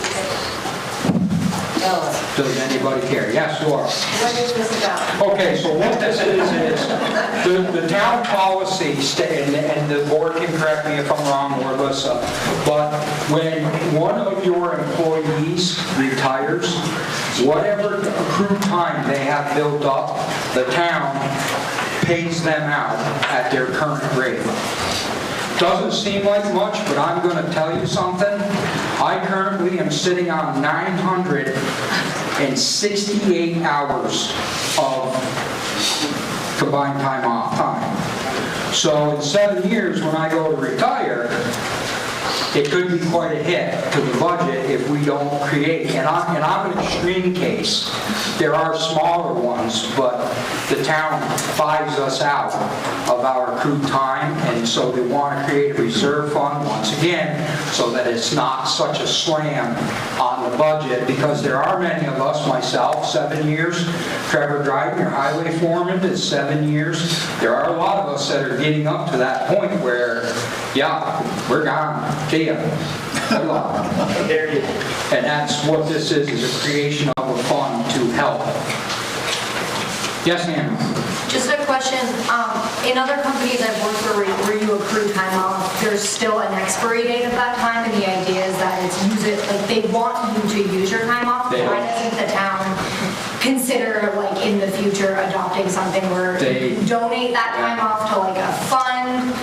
It just seems like, that could be a lot of money, and we want our employees to take time off. Well, correct, unless you're me that runs 3 departments and works in a 4th, and I literally don't take time off because of my job.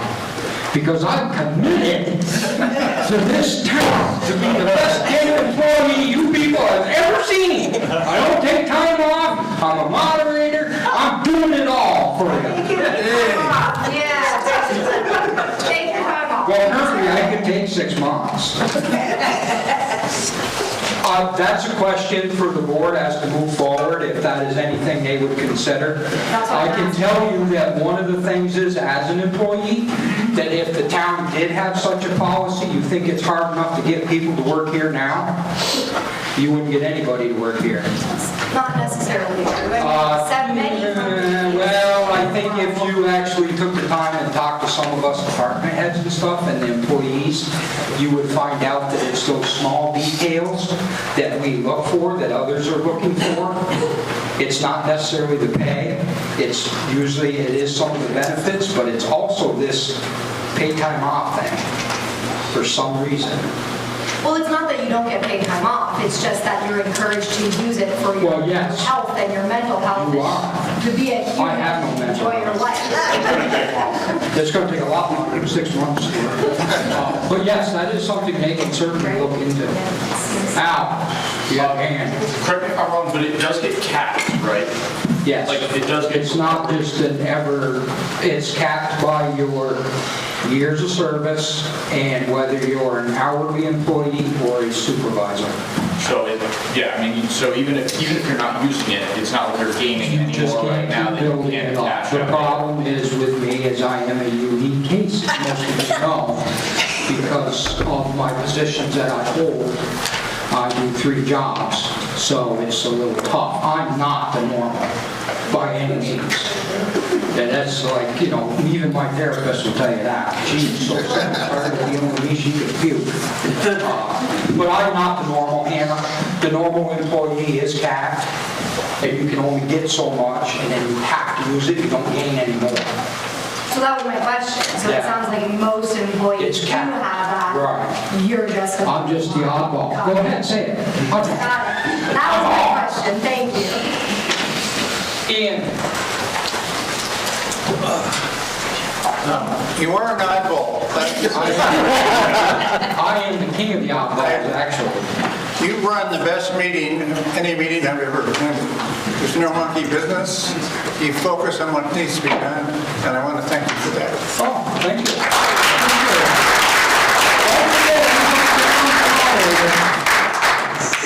Is there any other questions? Yes, ma'am. Francis Donano again. Just to clarify, so when you cash out, you were paid at your present rate and not the rate that you accrued that time at? No, you get paid, correct me if I'm wrong, Lisa, but it is at the current rate you were at.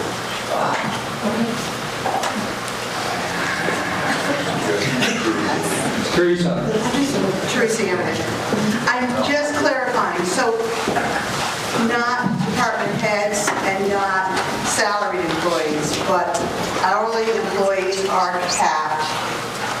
Well, your department heads, your salary, everybody's capped. Everybody's capped. Everybody's But not you. No, I am Oh, capped. you are capped, okay. Okay. But again, I've been with the town 25 years. Right. So there's no more I can go up. There is no next level for So me. what is the threshold? What is the cap threshold?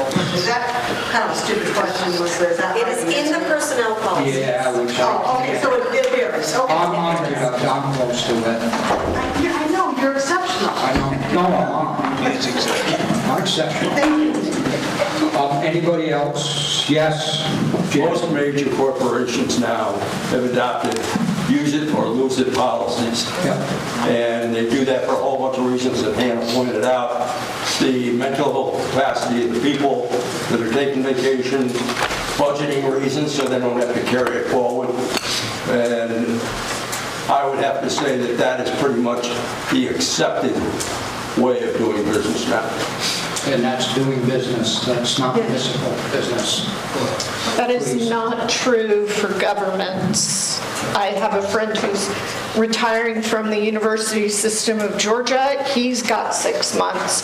So within municipalities, towns, cities, state, that is kind of the rule, that people are capped, but they can cash out at the end when they retire. You think about it this way. You think about it this way, and obviously, I'm a little biased on this because I am an employee, but by the time I go, I'll have given this town 33, 4 years. Running 3 departments, I'm on call 24/7, 7 days a week. You call me at 3 in the morning because an alarm's going off, I get out of bed and I go deal with it. At the end of my time here, it is nice to know that instead of a gold watch and a pat on the ass and you've done a great job for us, that there is this payout that's going to happen for me.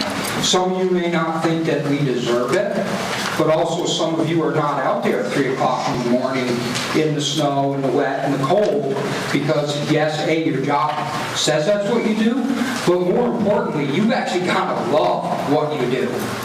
The amount of stuff that I deal with in this town is incredible. Sometimes I grumble, sometimes I always grumble. I always do it. I do it, but I do it for one thing. Believe it or not, I do love this community. I've held a position of school director. I am the moderator. I've sat on countless boards, and I am an employee, and I see a lot of you all the time come in my station, and I'm always trying to be helpful, happy, and it depends on the day, but okay, but mostly. So yeah, that little caveat at the end of your career, knowing that, okay, whatever I do have left, I am going to get that. Kind of, I'll be honest, it kind of does make me say, okay, 7 more years, Scott. 7 more years. Just food for thought on that. Any other questions or comments? Yes, Maureen? I'd love to hear from Mark Tappan before he has to go. Well, we won't hear from him until we actually get to the school district side, so, you know. If there's no more, no, I get it, but you're not in charge of the meeting either, Moira, and everybody gets a chance. Everybody's going to get a chance to speak. I asked to move the question. We have a motion to move the question. Do I have a second? Laura, all in favor? Aye. Ayes have it. Okay, let's vote it. Pursuant to 24 VSA 2804, shall the town approve the establishment of the group paid time off reserve fund? All those in favor signify by saying aye. Aye. Those opposed? Perfect. I won't have to swoop through your garbage.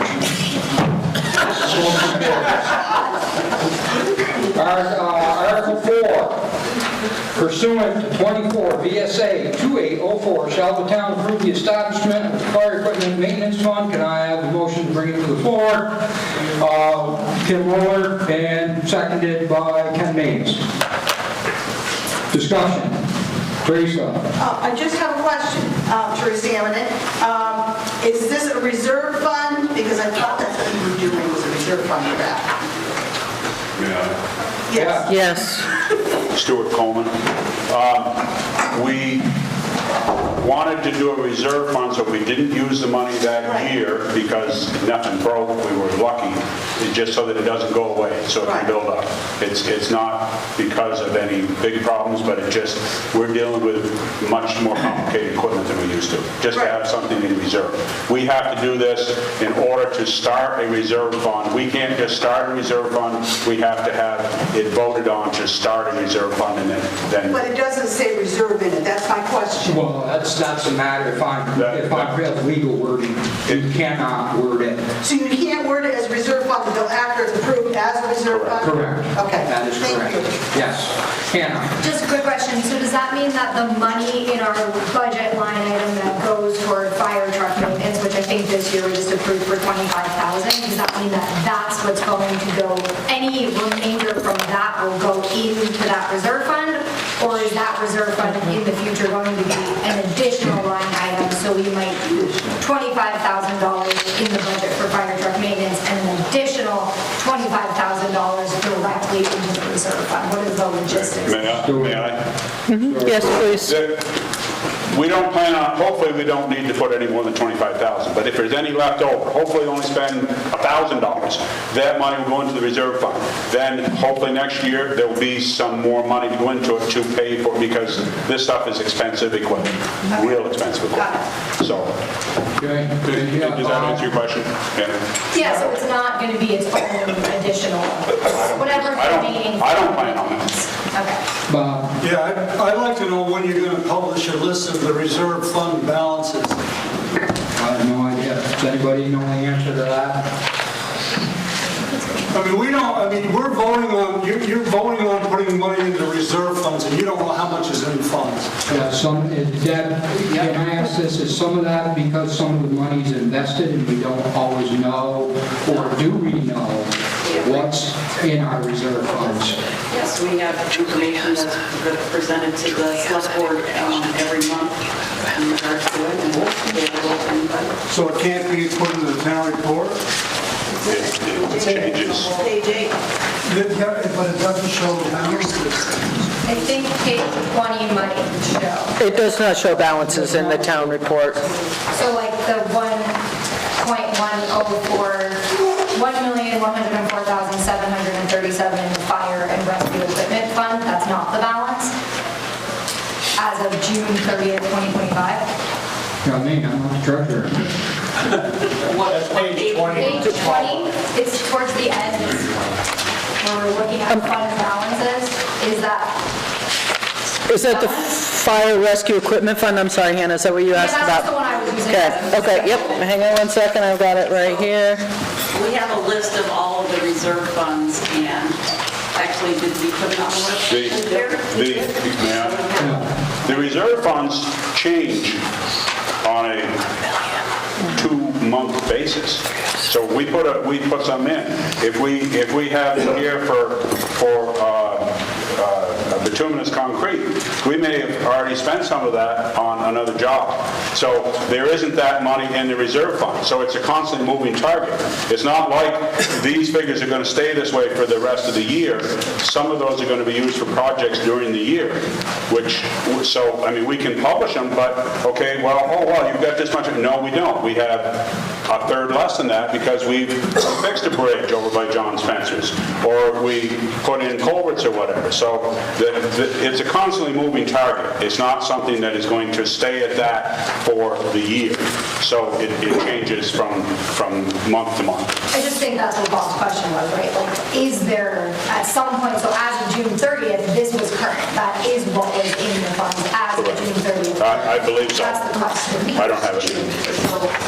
I supply that information every year, every month to the select board, and so I guess we can put it in the minutes or something if that's available. Okay. I mean, moving forward, yes, that would be my suggestion, right, Bob, is just somewheres that it's available. Yeah, I realize they changed, but I still don't know why it couldn't be published as of a certain. We can do that. We can do that. Yep, not a problem. That's easy for me to say because I'm not really the one going to do it. Any other questions on this article? Seeing none? Yeah, we're going to go.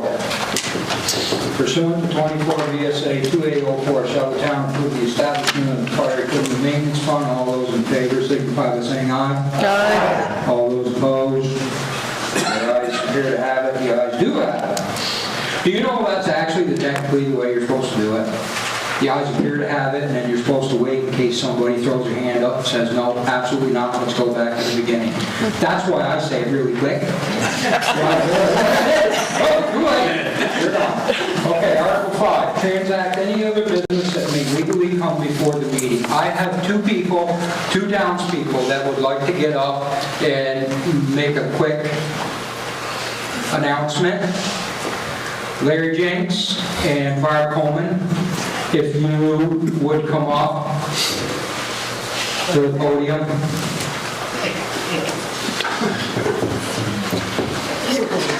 I know. Yeah.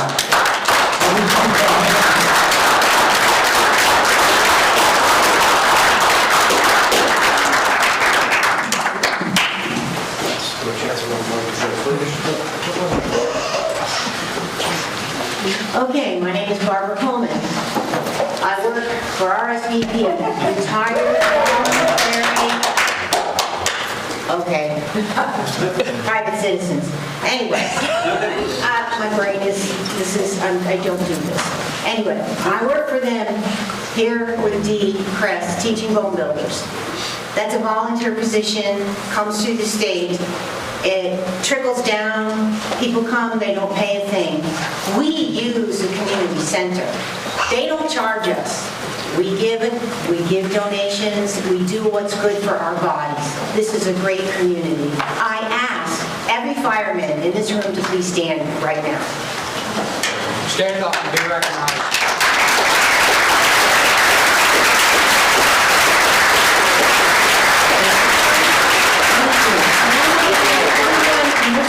That works for the food company, the community service food company, so please stand up right now.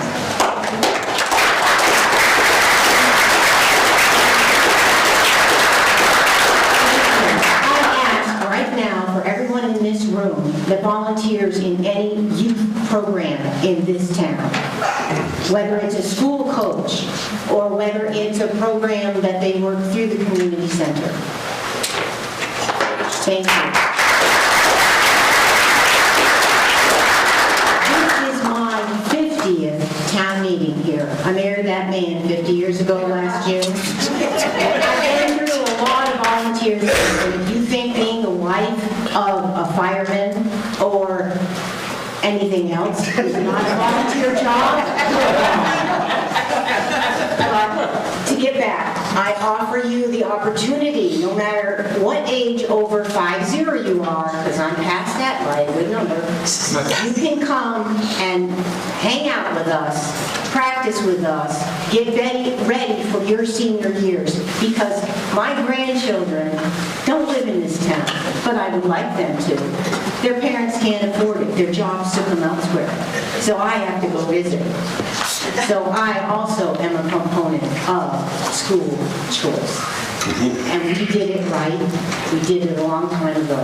So I just want you all to know that there's a lot in this room who give their time, and there's a board here that gives their time. They get a stipend for what they do, and they get a lot of heads for that stipend. Thank you very much.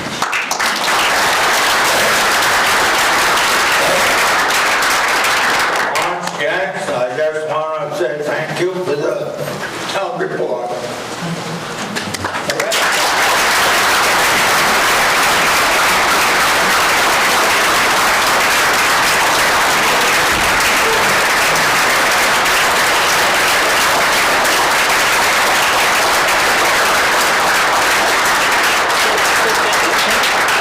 You gotta realize, usually we don't put something on our report till we die. I told somebody that the other day, as far as I know. I'm the first one since 1960, still living.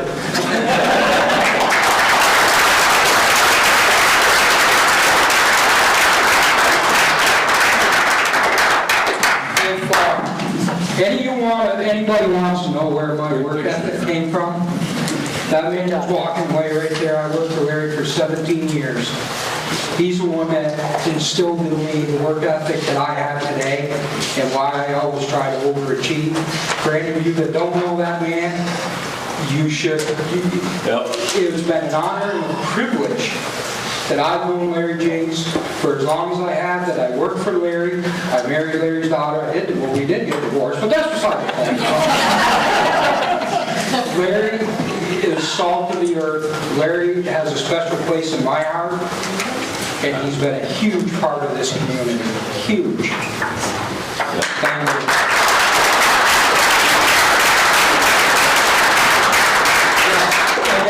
And then last but least, Jeff wanted some kind of update for short-term rental. We happen to have Christie, who is our short-term rental administrator. You haven't said anything yet. So we're going to have Christie give you all an update on the short-term rentals. Okay, so short-term Stand up, rental. young lady. Come on. Okay. Stand up. I'm Christy, I'm your short-term rental administrator. It's been an adventure. The short-term rentals began, well, it was supposed to roll out last summer, and it didn't end up starting until August.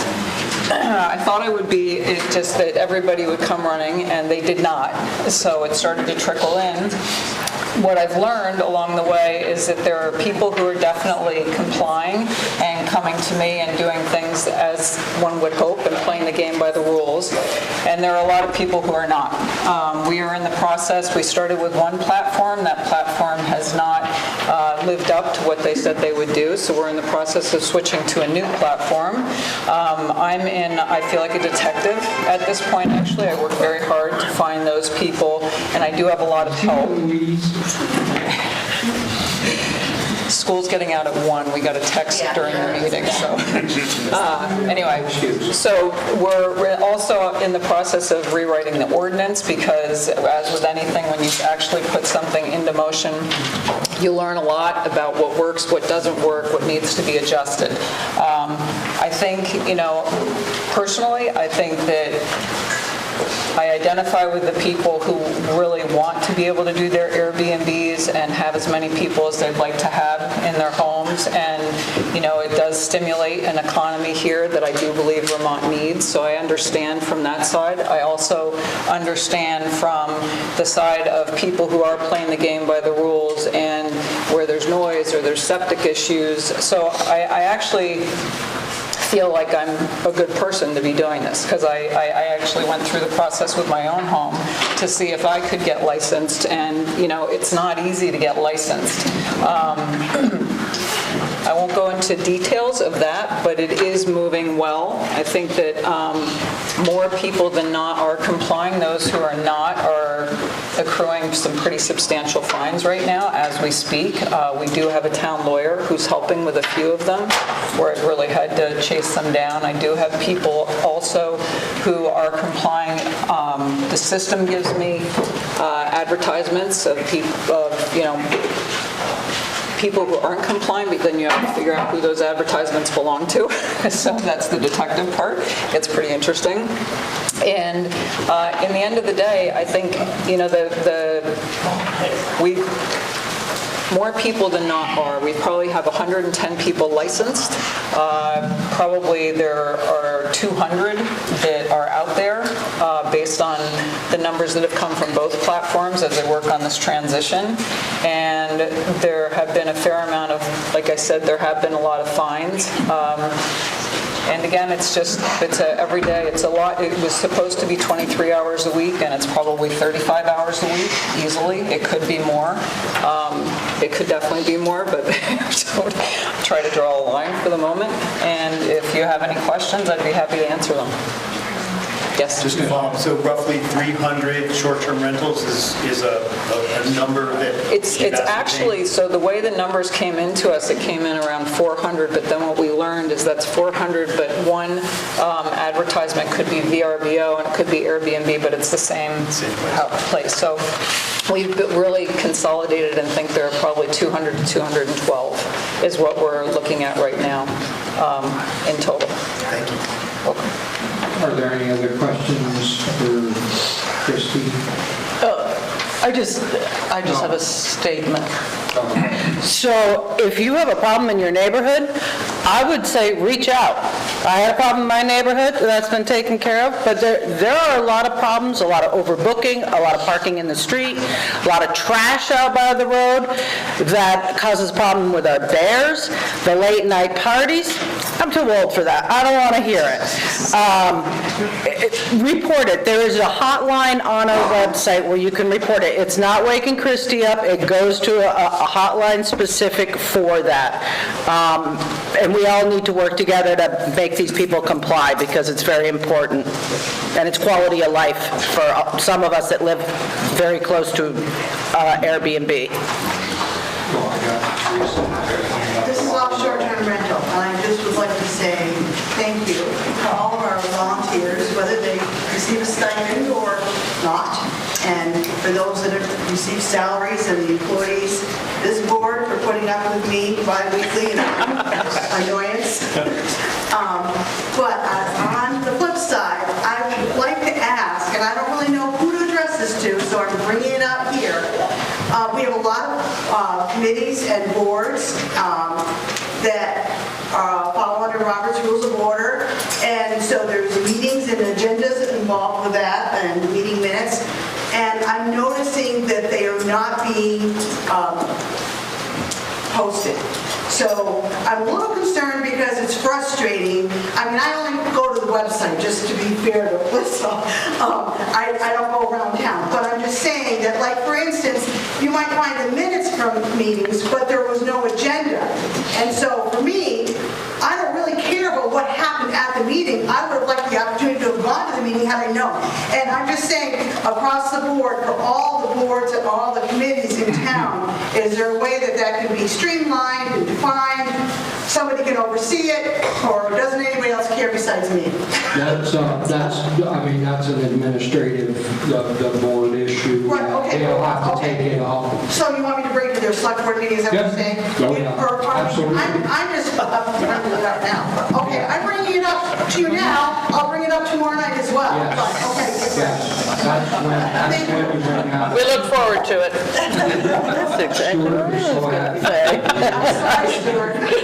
Are there any other questions or comments? I would just like to thank Teresa for actually coming and keeping us in check and bringing things to our attention that we may not be aware of historically possibly, or if maybe maybe we've stepped out of bounds with the rules. She's very good at that, and I'm glad she attends every meeting along with Alexander. Now, yes, Al is becoming another indispensable right-hand man, yes. If there are no further questions or comments, I'll entertain a motion to recess. I'll make a motion to recess. 7 p.m. I'll make a motion to recess till 7. I'll second. And whoever you decide, Caroline, Stuart Coleman, or Larry Wilbur, or Chris Hammond, seconded. All those in favor say aye. Aye. All the ayes have it, we're not even asking names. So, just a portion of recess, we'll take a few minutes, and then we'll switch to the meeting. So they're calling up. I guess, yeah, I got a text. I got a phone call.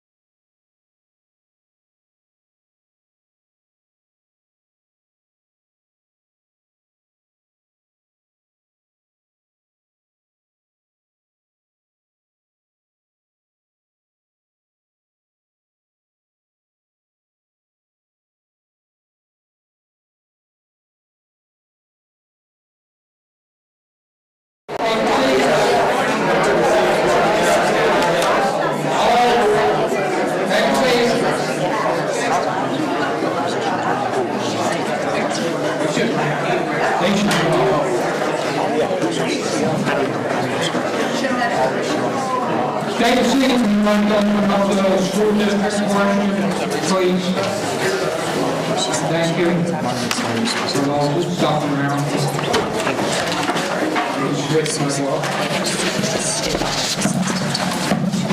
Caroline, you're ready? We'll open the school district portion while 12:20, somewhere in there. Okay? I will read the articles as I did. And, you know what I didn't do during the town meeting, but I would like to do? Trevor Dryden, your highway foreman, is the guy that keeps me in coffee throughout the entire meeting, and that is like a must. I'm a big guy, it takes a lot of caffeine to run a lot. Okay, Article 1, to elect one school director for a 3-year term to be voted Australian ballot in the back of the room. Article 2, to elect a moderator for the ensuing year, Australian ballot, back of the room. Article 3, shall the voters authorize the school board to borrow money by issuance of notes not in excess of anticipated revenue for the fiscal year July 1st, 2026 through June 30th, 2027.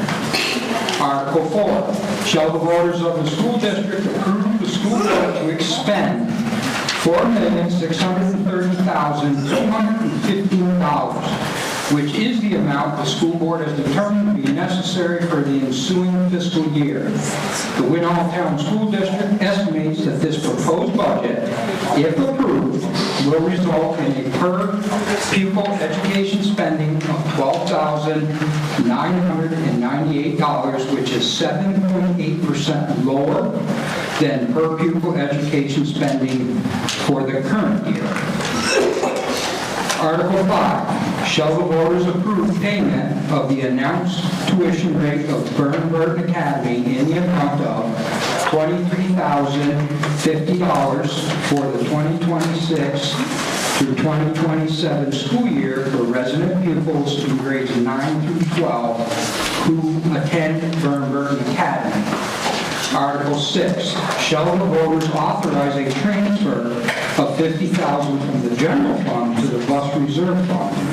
Article 7, shall the voters authorize the school board to transfer any unassigned general fund surplus existing on June 30th, 2026, an amount estimated to be $57,494 to the tax stabilization reserve fund.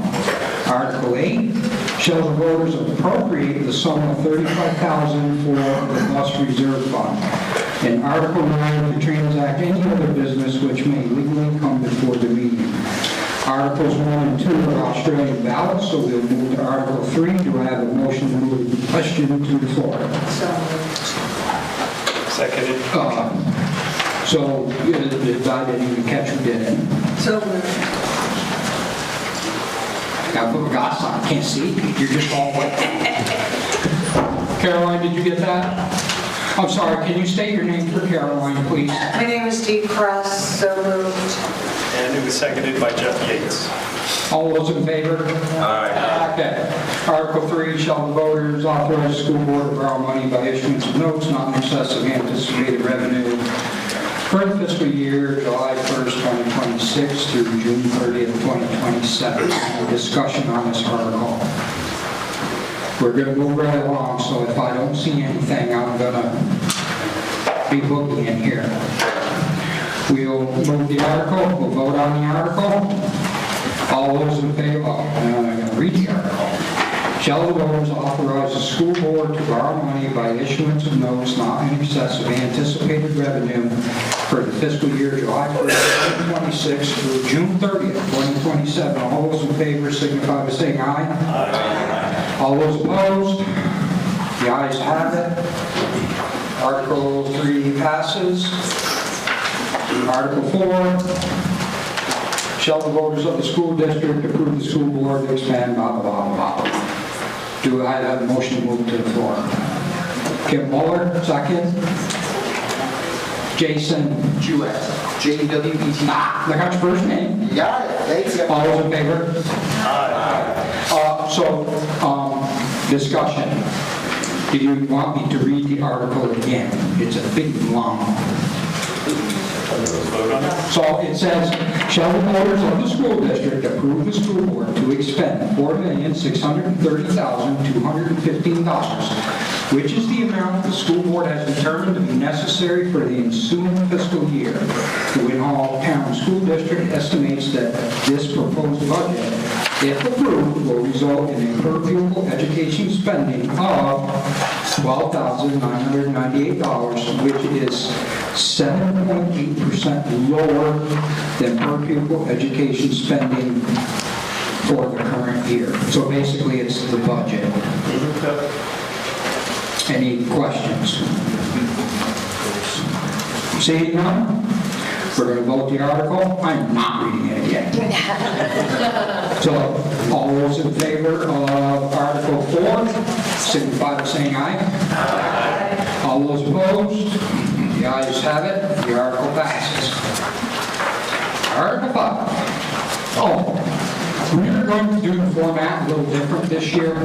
Normally, we bring all the heads of school up and we let them speak. Talking with Dean, he would suggest what we're going to do is, so the next article up is BBA. So I'm going to bring it to the floor. We'll have Mark come up, speak to it, and then that way he doesn't have to hang around thinking actually we guys were getting on in the day. So Article 5, shall the voters approve payment of the announced tuition rate of Bird Academy in the amount of $23,050 for the 2026-2027 school year for resident pupils in grades 9 through 12 who attend BVA Academy. I need a motion to bring it to the floor. Screen your name. Jackie Moon. Just so that our minute taker has it. And a second. Second. Jeff Yates, all in favor. We're not doing that because everyone's in favor. Okay, so Mark, do you want to come up? Yes. And we'll have you give your speech. Yes. Per se. Now, the other heads of school say, I'm supposed to keep you on strict time limit. I thought that was a time limit. Yeah, no. I mean, but like I said, I wouldn't graduate BBA, so my watch was broke. All right, so I've been told I have 90 seconds. I love coming up here when taxes aren't going up, costs aren't going up. It makes it much easier. That hasn't always been the case in my 18 years here now. Our moderator is one of the many graduates of Burnberg in our community. I think that I don't want to spend a lot of time telling you what most of you already know. What I thought I would do is tell you that we know that we're in the midst of education reform. And a lot of people ask, what can I do and when can I do it? I've been keeping the community updated on what's taking place in Montpelier. One thing that's really important is for today to be a day where the votes are your voices, and they will be heard by the right people in the right committees in Montpelier, in the House Education Committee and in the Senate Education Committee. There may come a time when bills get to the floor. Right now in the Senate Education Committee, there's a proposal led by the chair of that committee, Senator Seth Bonglarz, who knows very well this region. He's our senator. And he's proposed a set of maps and governance structures that would enable Winhall and other towns to continue with school choice. In the House, the chair of that committee, Representative Peter Conlon, has introduced maps and legislation that would eliminate school choice statewide. And so there are competing visions of what the future is going to hold. And when the time comes, I will absolutely, positively let people know if action is warranted. I want to be careful not to take action too soon, because then everyone gets tired of writing their letters and voicing their perspectives. And then when the actual time comes, I don't think we'll be ready. So we're keeping our powder dry right now. We're working the back channels. Things are happening in the committee. And the most important thing that any of us do as citizens in a democracy is vote. And I love the civic engagement of this town meeting in particular. It's not just that you have an extremely good moderator, it's that you have an extremely involved citizen. So that's what I have to say. I'm happy to talk ad nauseum about Bernberg Academy if you want me to, but I wanted to respect my attempt at 90 seconds. Thank you very much.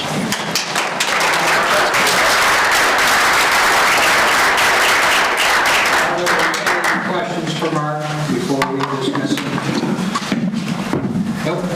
Oh, no, yep, right here, Mr. Howe. Mark, can you describe how the students at Bernberg perform on a statewide test compared to the statewide averages and so on? So what I can't off the top of my head tell you that. I will tell you that I always want to be careful with these statewide tests because they are they're difficult and they're utterly meaningless to the test taker. And that's a bad combination with teenagers. Because if you're telling a teenager to do something difficult, tell anyone to do something difficult that has no meaning whatsoever to you, how well do you actually do? So I think much more important are metrics such as graduation rates. And we're at 100%, or virtually 100%. The statewide average is in the low 80s. We've got Mr. Bushy through. Do not hold that against the institution. So there's graduation rates. There's a year-end senior survey. All seniors in the state take it. It's put on by VSET, the Vermont Student Assistance Corporation. And high school seniors rate their experience. And almost 90% of Burton High School seniors rate their experience. They strongly agree with the statement, this was a very good school for me. And so even at their most cynical, at their most know-it-all, at 18 years old, which we all were back when we knew everything, we get extremely high marks, again, compared to the state. And then you can look at AP rates and SAT rates and college matriculation rates and so forth. Meaningful measures of setting kids on a path in the direction they want to go, we do extremely well. So those are the metrics I like to look at. And we also do take the statewide test. We do fine, but that's not the thing I'm going to wave around and say, look, we did better or worse than the rest of the state. Whereas the other really important metrics, we do very well. So I hope that addresses the problem. Any other questions for Mark? Oh, yes, Mark. Not being a BBA graduate or having my kids go through BBA, no offense, I would like to know what the school, because I don't follow you, has for the trades. Good. That's a good question. Absolutely, and that's a crucial question.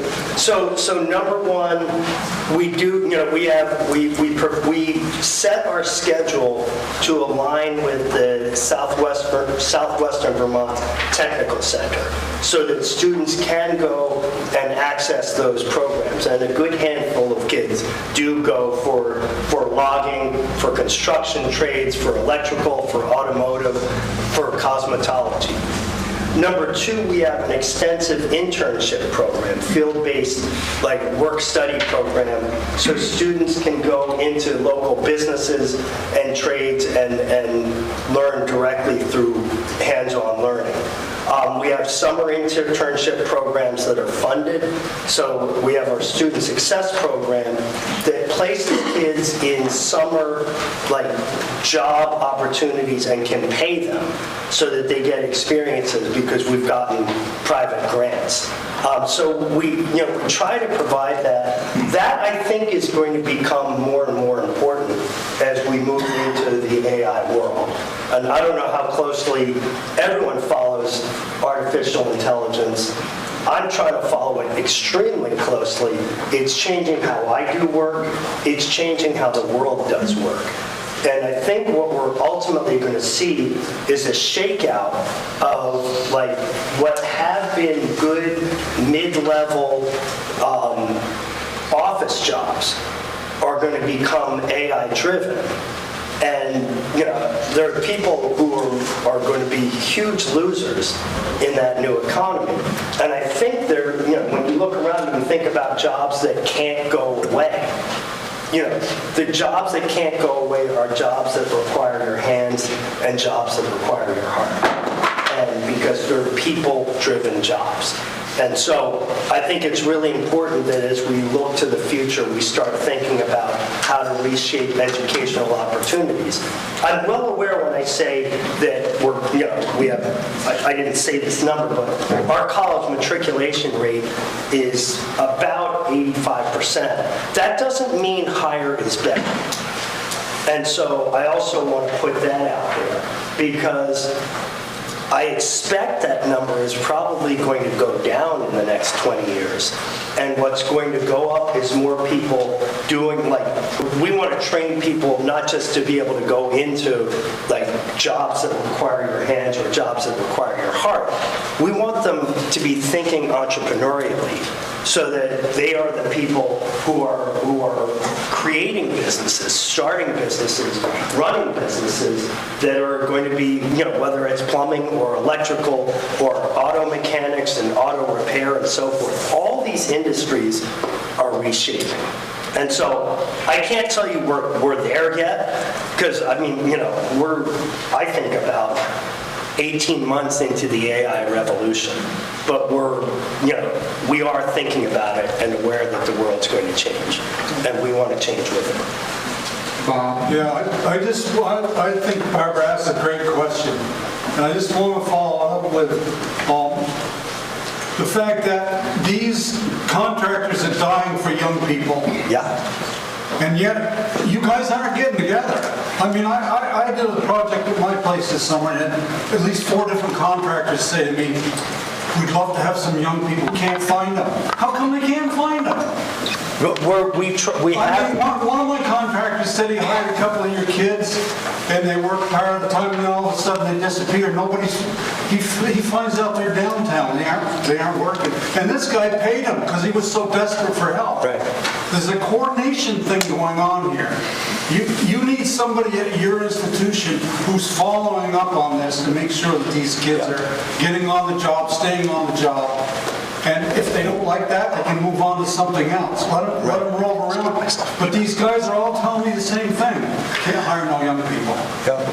Well, I agree with you. We have a full-time job coordinator. We advertise jobs that when people are looking for work. And, it's actually, the job market as a high school kid is actually really good. It is. It is, but they get to bounce around because if you think about the economics of living at home, your cost structure is very low. And then you go and you get restaurant work and, you're making, with tips, $20, $25 an hour or more. With catering jobs, I just was talking to a senior who said, I got paid $35 an hour to do an 8-hour catering gig. He thinks that's more money than God. And so the contractors are competing with that. And, that's hard work. And it's skilled work. But, and they're not able to pay what some of these restaurants can pay once you get tips. So it is a competitive market. They're willing to train. But they're willing to train. They're dying for help. Absolutely. And that's where, again, I want to see us moving in a direction of preparing kids to go into, to work for a contractor, a builder, and be thinking about how the business works too. Not just do what you're told, pick the things up, carry them over, but really be thinking more about seeing the whole enterprise. Because I think that's where the future it holds. The CEO of Amazon, Jeff Bezos, says the next wave of millionaires are going to be in the trades. So Yes, sir. How much training do you have in the school with the hands? You have machine shops, auto mechanics, electrical training? Right, we have, we have woodworking. We just renovated our STEM center, science, technology, engineering, and math, so we can have robotics and create more hands-on engineering opportunities. And engineering, not like MIT engineering like as applied problem solving. And so helping kids develop those problem-solving skills, develop their use of scientific method as they're prototyping solutions. So, but we don't have the machine shop. We don't have an auto mechanic shop. I mean, so there are things we don't have, and that's again where we try to provide access for kids to go to the Bennington Technical Center. But it's in Bennington. I think something we may need to contemplate is creating something more like what some of you are describing. I think that may very well be in their future. I want to point out one other thing, by the way, because it has to do with how money is invested. All our investment, and this goes for all the independent schools in your orbit, our investment comes through private philanthropy. And one number that gets lost, someone asked about the deficit in public schools. There's a $6 billion deferred maintenance now. That's the calculated deferred maintenance statewide in order to bring all of the public schools up to standard. $6 billion. What does that mean? Well, to make sense of it, I divided it by 80,000 students. And it comes up with $75,000 per student. That's a staggering number. And your share of that among your independent schools is zero, because we take care of that all on our own. And so that's part of the proposition of the partnership between our public serving independent schools and our choice towns. But that's a big nut that we have to grapple with statewide. So, I guess, what I'm asking for is support, obviously, for a system that has served this community very well. I also think we have to recognize the crucial nature, like the state does need to figure out how to reform, how to consolidate, how to serve a much smaller population today than existed 20, 30, and 40 years ago. And that's a monumental challenge. So I want to acknowledge that. I'm looking over at Randy Lower, our superintendent of the PRSU, to say that, she and they have a challenging task, and a piece of what they delivered that you already approved was a school budget. And throughout all of the BRSU, the budget has been managed really, really carefully. And that does benefit the state. I think we all wish more people manage their budgets the way the BRSU has managed its budget. And maybe we wouldn't be in a statewide crisis. So we're trying to figure out all of that. And we obviously want to preserve a system that serves you well. And we all want to see this state thrive and be a place that people want to move to because they can afford to live and they can afford to pay the taxes. There's another PBA grant over here. Well, I had her hand up. Hey, Scott, do you think maybe we should move some of this to Article 9 so we can get through the... Well, I'm going to ask that I have Kim, Andrea, and Al. I'm going to ask that your questions are quick and not... My answers will be quick. I'll try to show it. It's not a question, it's a follow-up on the trades, and we need this whole community and all the schools to get on board with it. It's the number one thing we need to help and support young people going into the trades, especially in this area. I'm on the board of the Stratton Foundation, and we are scholarshiping. We've started a trade scholarship program, 12 or more young people a year for multi-year scholarships. There's a multitude of trades. We are reaching out not just to school districts, but to trades, to business owners, to contractors.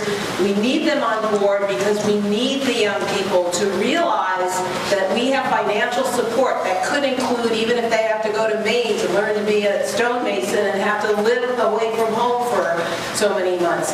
We have a program we've established, we have money, we're raising more money. We need all of you to let young people know that exists and to apply for them. Thank you. Thank you. Andrea? And so my daughter is at BBA in the Success Program started by the Stratton Foundation. Her and I battle all the time about, like, you need to go to college, you need to go to college. And she is arguing with me all the time of, like, she has a 5-year plan, 5 to 10-year plan of getting her CDL working and everything, like, through Southwest Tech. She tells me ideas of going to Rutland and the mechanics school. So, you know, there are programs and they're communicated and they do field trips and they show them opportunities. So, yeah. So make sure she takes entrepreneurship and small business She's in management. CAD, she's in wood shop, she's... Right, because then she'll get the skills, but she also, what I want for our students is to get the skills and get the perspective to aspire to be either leaders within the existing business or entrepreneurs starting their own business. So I did woodshop in BBA, and that was awesome. I actually ended up doing work for the previous woodshop teacher, Mr. Hagney, and a bunch of other people. I worked on groups with him. Like, we did just random stuff, whatever he had kicking over for the summers. Drafting. Are you guys still doing drafting? We don't. Okay. We have graphic design, we have art. Drafting was, once I got older and I started actually building stuff, drafting was huge because I was doing floor plans, layouts, stuff like that. Just something to think about. Maybe you could include it with woodshop as kind of a building perspective, but something to think about. Cool. Thank you. On the, I have an experience with AI too, and I had to shoot my toaster because it was smarter than I was. Skeptical about AI. Any other questions, Mark? Yeah, Jeff. It's almost more of a comment. What you're really doing, and what I think BBA and the other independent schools do around here, is they teach critical thinking. Everybody wants to go into the trades. I'm actually connected to a marble carving studio in West Rutland, Vermont. We are extending that out to educate students right now in the marble trades, which goes into everything else that is stonecraft. So the critical thinking is what gets taught because AI is taking out that bottom level job for entry level everything. And what you really are doing, I think at all these independent schools, is teaching students, kids to be independent thinkers who could be independent business people. And that's the platform. I've also worked at public schools. There really isn't that on-site kind of trade craft. Aside from what's being mentioned here, draftsmanship, wood shop, anything that's a current trade, you have to go to a specialized school for. So whether we do that here or in Bennington, where I was on public schools, there were also facilities, but it's rarely in a public setting that you have a massive trade buildup. That's done at a trade school that's connected to that program. But the critical thinking is really what you guys provide. Well, thank you. Anything else? Yes, Ken. I just want to make sure that the other heads of schools are going to speak, even though they only voted on it. Yes, and speaking It's really of the dean, important. yeah, that they will come up when we get to the next, I don't know where it is, whatever our Thank you. All right. Okay. Are we good? Am I dismissed? Yes. Thank you all very much. Is there any other discussion on Article 5 or can we vote? Can I ask one question? Yeah. How come only Burn is listed? There are other independent schools here. Can we get an answer on that? Yep. So we have a special arrangement with Burn Burton. They have a sending town program. They ask for a larger amount of money in order to be considered a sending town. It's something that we bring to the voters every year. Basically, what it boils down to is were we not to participate in that, the families in Winhall would have to make up the difference between what we pay tuition and what Burton charges. So there would be a financial burden on the families that choose to send their kids to BBA. So it's been a tradition in Winhall for as long as I've been here that we usually vote to pay that higher rate in order to take that burden away from the families. There was actually one year, it's worth noting, that we had a really serious budget crisis, and Mark and BBA did step up and made an even more special arrangement with us for that one year, just so that we could get through without absolutely crippling the tax rate. So, but that's something that article is in our budget every single year. I understand. That's not actually my question. Okay, well, then I misunderstood your question. Why is only BBA listed there? I agree, I understand your process. I'm every year, I see BBA. So they're the only ones that ask for more. Okay. So any school that we tuition to could ask for an article asking for a higher tuition rate. So it's only listed because it's a higher rate than what you're getting? Correct, yep. And that's something that has happened in the past, and I'm sure will happen in the future. It's always up to the voters to decide whether or not that extra cost is worth, that extra cost on the tax rate is something that they value or not, so. I would like to propose you listen to all the independent schools. So it's actually not up to us to list it, it's up to them to ask. Oh, okay, great. So, and that, they all know that door's open. Thank you. And then you build the budget based on those numbers, right? Because the numbers all change. Yeah, okay. Any other questions? If we're ready to vote the article then. Article 5, shall the voters approve payment of the announced tuition rate at Burton Academy in the amount of $23,050 for the 2026-2027 school year for resident pupils in grades 9 through 12 who attend Burton Academy. All those in favor say aye. Aye. Opposed? The ayes have it. You pass. At this time, Dean, would you like to bring the rest of? Yeah, let's give them a chance to speak. And Yep, so the rest of the heads of schools, if you come up, do your assumption.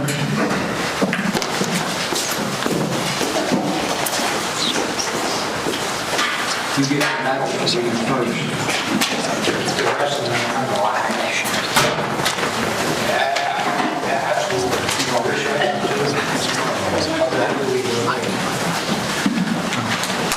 Hi everyone, good afternoon. My name is Colin Igo. I'm the head of school at Long Trail School in Dorset, Vermont. Nice to see a lot of familiar faces, some current Long Trail parents, former Long Trail students, and parents of former Long Trail students. Thanks for being here. I know it's a long day, so I'm going to try to be very brief and just say 4 things quickly. The first one is thank you. Thank you for engaging, being here, and for the partnership with Long Trail that we feel. And I know the families that are here whose children attend Long Trail feel it. And it's really important, and as we've heard more eloquently than I could say, it's rare and it's worth protecting. And thank you very much for that. In terms of Long Trail School, I think many of you hopefully are familiar with it. If you're not, this is a genuine, honest invitation to come down and get familiar with Long Trail.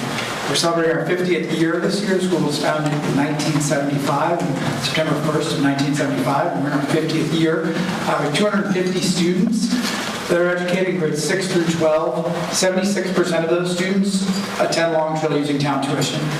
And so, we are an intentionally small, close-knit community with an enormous amount of pride in also in having this relationship where we serve the public, where we serve students and prepare them really well to lead meaningful lives in whatever they pursue after Long Trail. We are very, very proud of that process and proud of the outcomes. And I could wax on about what some of those are, but I know we're short of time, so I just want to hit on a couple of things. And one is our mission, which, again, like my colleagues here, we're fortunate to be in a place where you have options for your kids. And the mission of each school is different and unique, and when you put them all together, we have an exceptional system. And our mission at Long Trail is to create lifelong learners who achieve their individual potential in an engaging, supportive community. And when I distill that down, what I like to say is it's high expectations within a compassionate culture. And that means we push kids hard in the classroom, in performance arts, in athletics, in their citizenship, but we do it with a bedrock of compassion and understanding, because adolescence is a tough time, and you gotta make a lot of mistakes. And when you do that, and we know kids really well, we're really proud of the outcomes. We have students, a lot of whom are in the first generation, that attend incredibly selective colleges, if that's the path that they go on after Long Trail. But more important than that, so every student works with our Director of College and Career Counseling to find their right fit, and we have confidence that they're prepared for what that next step may be. And we see it in our alums when they come back, when they go off into the world, and many of them come back and serve and support the school. Right now we have a long-term sub who's a recent graduate, but one of our science teachers is off on an 8-day field study doing some professional development. And he is giving back, and that community, I think, is emblematic, certainly of the Long Trail experience, but really looking out at the faces here, our wider community too. And the third thing, and then leading into kind of the fourth thing, and I'll hand over to my colleagues. As Mark said, as Chris Morrow mentioned, to please, and others have, please stay engaged.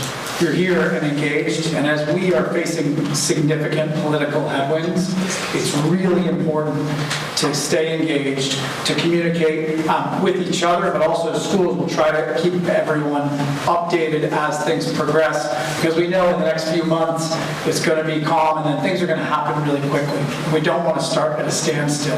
Hopefully, I know this group in this room is engaged, but it's an ask also to make sure that your neighbors and your friends are aware of what's happening, because our system here, as we said, is unique, it's worth protecting. And I want to just end with that you know, I love that I get to stand next to these wonderful people, work really closely with Mark and Vern Burton. I have 3 children of my own, 3 little boys. My wife works in Manchester, and actually my youngest sister, who's almost 40, Barbara Coleman babysat her when she was a little kid. And so I share that because, of course, I care deeply about Long Trail, but more importantly about this community and making sure that in a time where education across the country and in rural communities it has some challenges, we do an exceptional job. And I say we, in partnership with my colleagues, some of them are winning a lot of medals at the Olympics, which is pretty neat and a point of pride, I think, for all of us. But thank you for showing up, and an honest, genuine invite to please come visit Long Trail. We had a big party on May 9th to celebrate our 50th anniversary. We got a play happening this weekend. We've got basketball games, we've got athletic events, and come down and visit because it's an amazing place. And it's part of the community, it's for the community. So thank you all very, very much.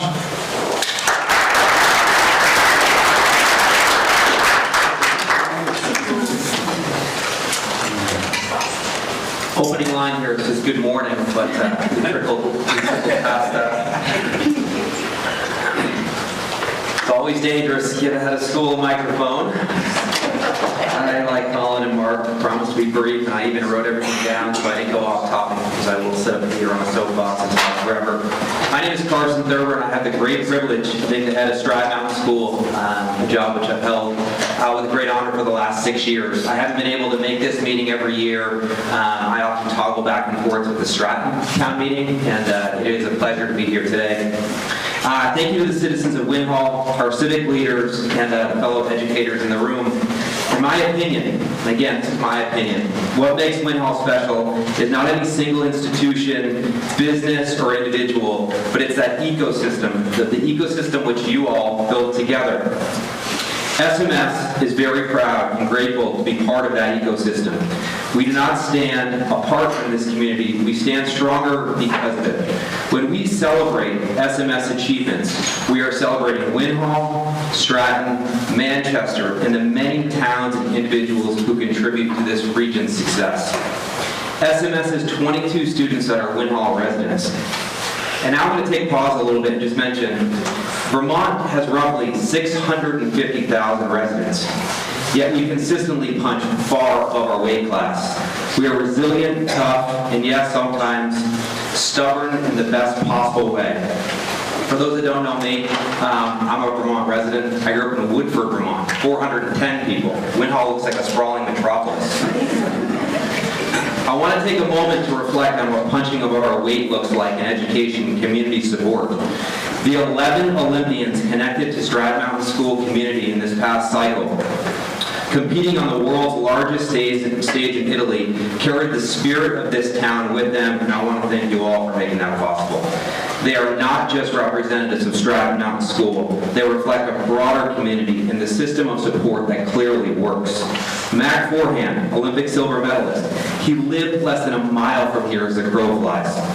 At the most recent Winter Games, athletes with Vermont ties earned 7 medals. For perspective, if Vermont were counted as its own nation, based on those medal totals, we would have ranked 8th in country count.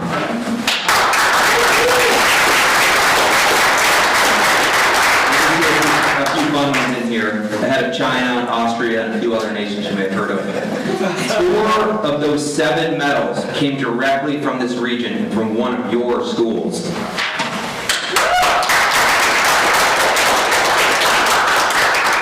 These accomplishments are not just statistics. They reflect disciplined students, committed families, exceptional educators and coaches, and a community that believes in opportunity, school choice, and excellence across the board. When these athletes compete globally, Winhall is part of that story. What we are here for and what we have is extraordinarily rare. You've heard that word both from Mark and from Colin, and I'm sure you'll hear it from the next 2 educators coming up here. But we have a very healthy mix of both public and independent schools that are thriving. This is not a competition. It's an ecosystem, and it's one that works. Families move here because they find the right educational fit for their children. Businesses benefit from families choosing to live here and invest here. And at a time when Vermont faces very well-documented population challenges, we should protect the very few factors that strengthen and grow the long-term stability of our region. The cornerstone of that success is educational choice, and the robust options in this region are extraordinary. Choice encourages innovation, strengthens our institutions, and allows families to align education and their families with what their needs are. It has helped Winhall a destination community, it's helped real estate, it's helped businesses, and it's worth protecting at all costs. And we should question those who continue to attempt to disrupt what's working relating to education in this region and do not stop that questioning. Educational choice here is not abstract. It affects residency, employment, investments, my ability as an employer to keep nearly 70 employees, and the overall vitality of our town.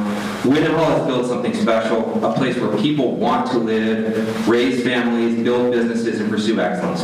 Let's continue to celebrate that. I really appreciate you all hearing me out.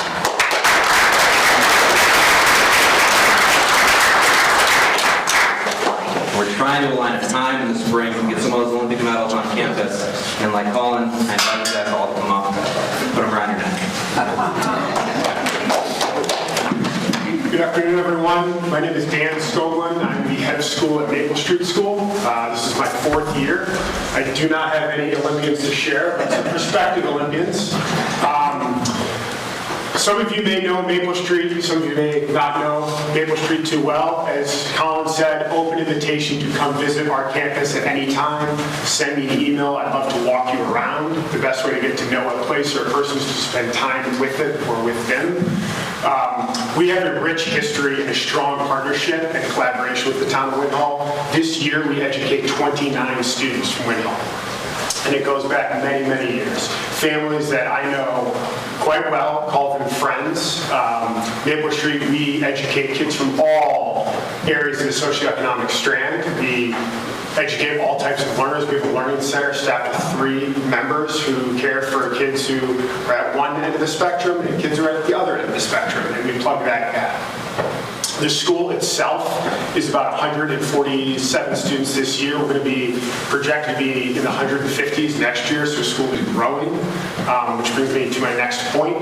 We are a school that's actually our physical plant. We're going to start a construction project this spring in May. It is completely privately funded, and it kind of goes to some of the commentary about the trades. A big part of that project, the first part is a new middle school wing, because we've simply outgrown our building.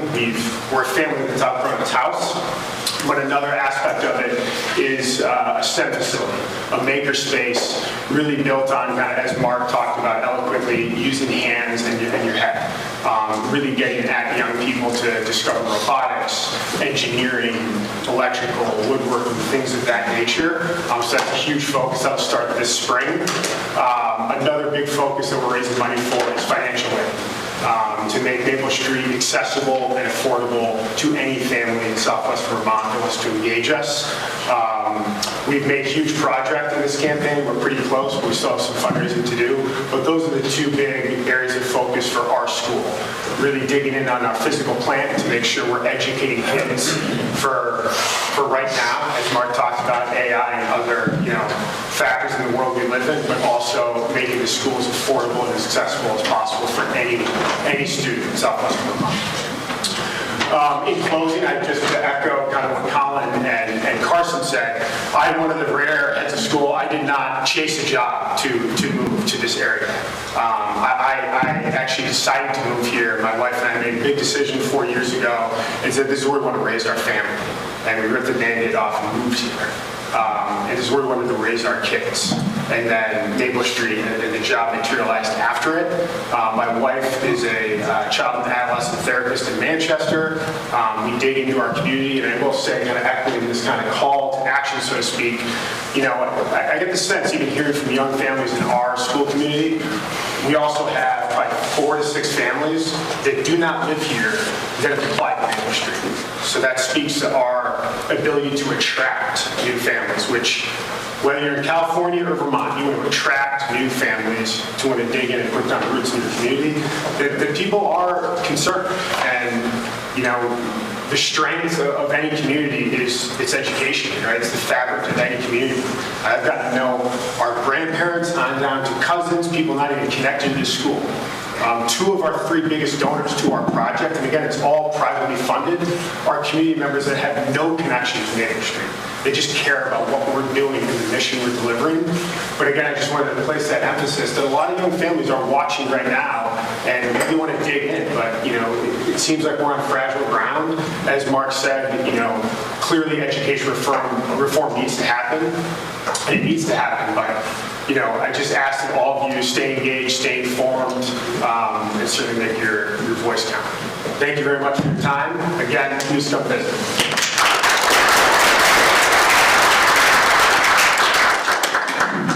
A lot shorter than all the guys. Hi everybody, I'm Margaret Schlachter, and I just want to personally thank you for a lot of you spending most of your day now in the Mountain School Winhall, where I'm the head of school here, so it's my 3rd year as the head of school. And I echo a lot of what my colleagues have said, but I want to talk a little bit about what makes the Mountain School really special, other than the fact that we are sitting in it on town meeting day. Beyond what we do in the classroom with the students, and I'll get to that in 1 second, there's a few other things that you may or may not be aware of. This is the emergency shelter for the town of Winhall. You're in the emergency shelter right now. We have a generator out back that we maintain as a school independently. We pay for that. The town does not pay for that. But that's something that we pay for, being the emergency shelter for this school. In the last 1.5 years, we've hosted, I believe, 2 memorial services in this room. We've hosted multiple fundraisers for not just this school, but for other community organizations in this area. I'm looking at Barbara with the basket party that we had earlier this year. As well, we, in partnership with the community center, took over the GIST giveaway, which is not just a Mountain School thing. It's beyond just giving equipment to students, but it was also the clothing giveaway for the whole general area. And over the course of a couple of days, we had we had to have had hundreds of people come through this room you're in right now to make sure they have winter clothing. So those are just, I just wanted to highlight, those are just a few of the things that we do here at this school. And quite honestly, we get the benefit of knowing we're doing right for our community, but it is not necessarily, it's meaning that our teachers are here longer because they're volunteering their time. Our kids sometimes are helping set up the chairs. I'm here sometimes setting up those things, and we do those things so it's the right thing to do, because that's what being part of a community is. And I'm going to also say, what we heard earlier, Barbara was also my step-siblings, used to be with them, and my stepbrother benefited from the police, or the fire department when he didn't like to take a bath inside. So I just want to say that those are things in this school, in its 28th year, one of the things that this school has continued to do, and it's never done, and Jeff, you asked the question about this, so I'm going to go directly to this question. The reason you didn't see the Mountain School Winhall asking for more money this year, we know the tax rates are going up. Our Board of Trustees sat down and we're committed to raising more money next year, knowing that we did not want to raise the tax rates for all of us, and myself as a Winhall taxpayer. And they committed to saying, yeah, if we need to raise an additional $50,000, whatever it is, we're going to raise it, because we're not going to put that burden on the taxpayer. So that is why we are not on the warning this year. I'm not going to say that the school will never ever be on a warning again, but each year for the last few years we've gone out, gotten those signatures, sat at the transfer station with Scotty on weekdays, and really been thankful for all of your support. But we made that tactical decision as a school.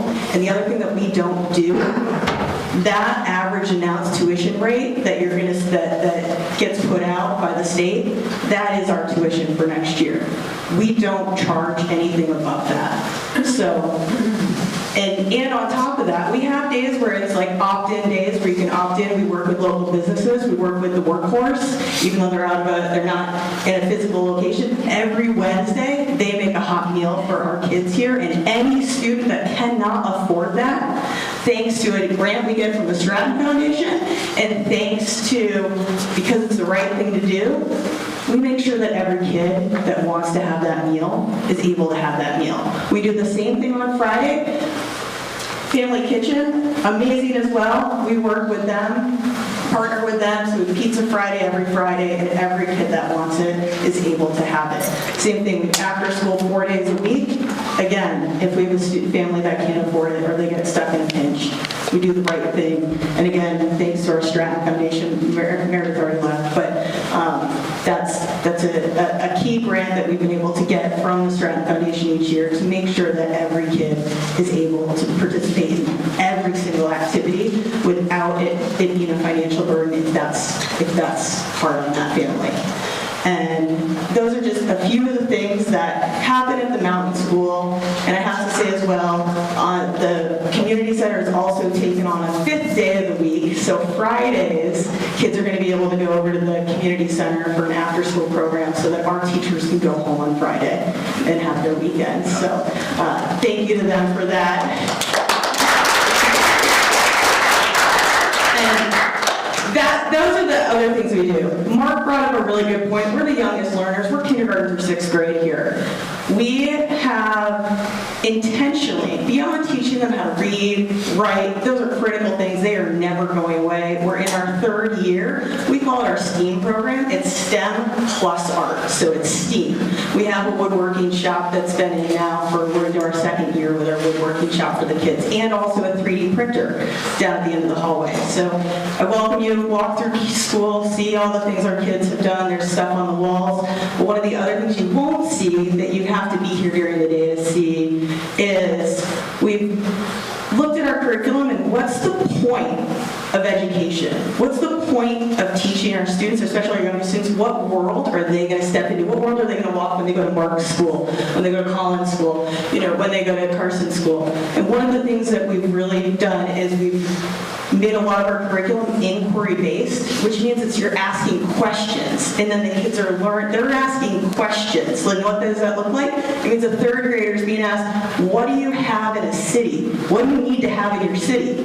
And one kid wants a dirt bike track, and another kid wants a water plant. And then they have to sit and figure out which one's important. and then they build a model of it out of Legos. So that's some of our curriculum. We put that into our social studies curriculum. We already have it in our science, we have it in our math, and we piloted it with our older kids this year, and all of our students will be doing that next year. So that is what we're doing. We are small. We are 50 students here at the school, and like I said, I started with, I really feel like this school, and you all are here sitting here still, so thank you, is really more than a school. We serve so many other aspects, so I thank you, and if you want to come and see the school during the school day when kids are here, we have a kindergartner sitting here, we had a sixth grader here earlier in the meeting, and I'm going to close with one story of why, and this isn't just my school, this is all of these schools. Everybody could tell you a story like this, because this is why having the ability to find the right school for your child matters. We had a family that moved into the area this year. They looked at all of their options, and they decided that this was the place that was going to be right for them. Prior to coming here, this student wasn't going to school.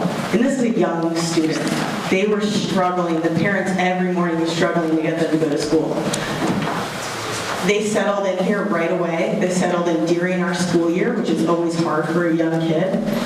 They run into the building each day, and when we had a follow-up meeting with the teacher and the family a couple weeks into their child being here, the mother broke down and she was in tears. And she said, "You have no idea how hard the last year and a half has been for my child at the school that they're at. And now they tell us, when can I go to school?" So every single person in this room and every single educator has a story like that. And I'm just glad that that family and any family that's here has been able to have the options to find the right school for them. Because I know that not every school is going to be the right school for each student. And it's something special. It's something worth preserving. And I would say even if many of you are beyond the age of having school-age children, if there's opportunities to get involved, and when those opportunities arise, please continue to, please reach out, because our 5 voices as the heads of school do not hold the same magnitude of a room full and a town full of voices in order to share why this is important to you all. So I'm going to close with that. Sorry, Sky, that was long, but thank you all. Thanks for all sitting through the end of this presentation.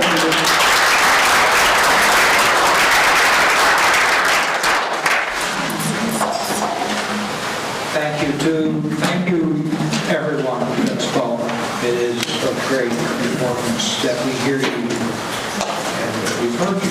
And I'm thinking about maybe I'm going to re-enroll in the mountain school so I can come to the Legos. There'll be AI with that. Well, I'll have to shoot it then. And those for talk back to you?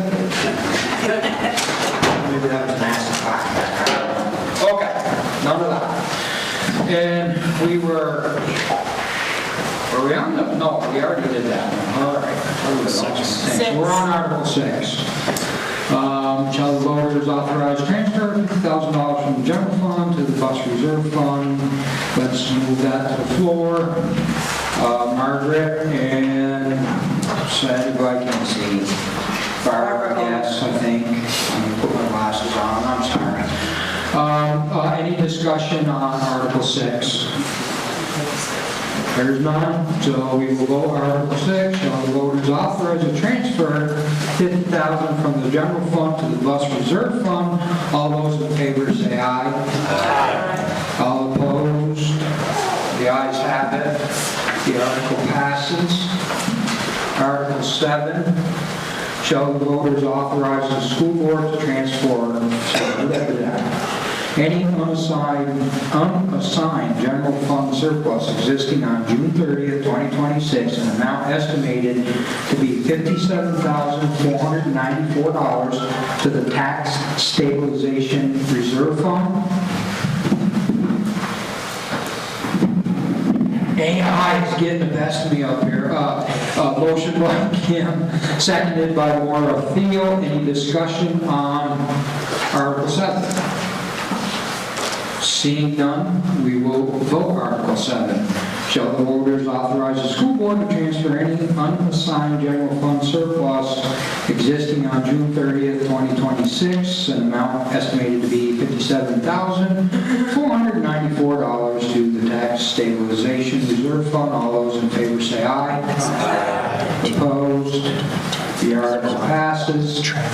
Article 8, shall the voters appropriate the sum of $35,000 for the bus reserve fund? Pick some names for a motion in a second. I don't know if Kim's motion, Matt Beck seconded. Any discussion on Article 8?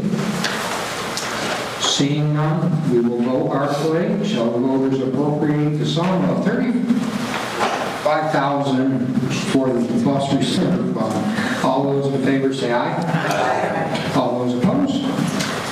The article passes. And then Article 9, to transact any other business which may legally come before the meeting. Does anybody have? Yes, Steve. I just want to make a brief statement. I was expecting there to be more discussion on Article 4 when we passed the budget, but I'm also generous. Grateful that you guys, didn't seem to have too many questions for us, and we brought you a budget that I think everyone can be happy with. I just wanted to say a couple things, just sort of business keeping. I wanted to recognize the departure of Jen Samuelson as the chair. She did a phenomenal job. She really brought all of us together. And as you can see, we now have some tools that we can use to adjust the budget that we didn't have before. That was all her creation. And so I just wanted to recognize her for her service. I also wanted to recognize the fact that Meredith Dennis is still on the board. She unfortunately couldn't be here today. She had a death in the family. But she's here with us in spirit. So I just wanted to acknowledge her. And I also want to acknowledge Amy for stepping up. Amy Wright is filling Jen's seat. She's on the ballot today, so hopefully y'all like to vote for her. We're very grateful for her stepping up on short notice, and she's done a great job so far, so we're really looking forward to moving forward. I also just wanted to take 1 second to acknowledge, we just heard from all of our independent schools. They're obviously doing well. They're doing great. We're very proud of them. And it's really easy for us here. This is going to echo something I said before. We are so insulated from what's going on in the rest of the state. It's very easy for us to lose sight of the storm that's raging around us right now. And I just want to say that I've had the honor and the privilege of serving you in 2 capacities. One, as your chairman of the Winhall School Board and as a member for the past 10 years or so. But I'm also a member of the BRSU Board. That's the supervisory union which Winhall is a part of. That's where the sausage is made. There's an entire connective tissue of support systems that allow us to pay tuition to the independent schools, that get the kids there. They do transportation.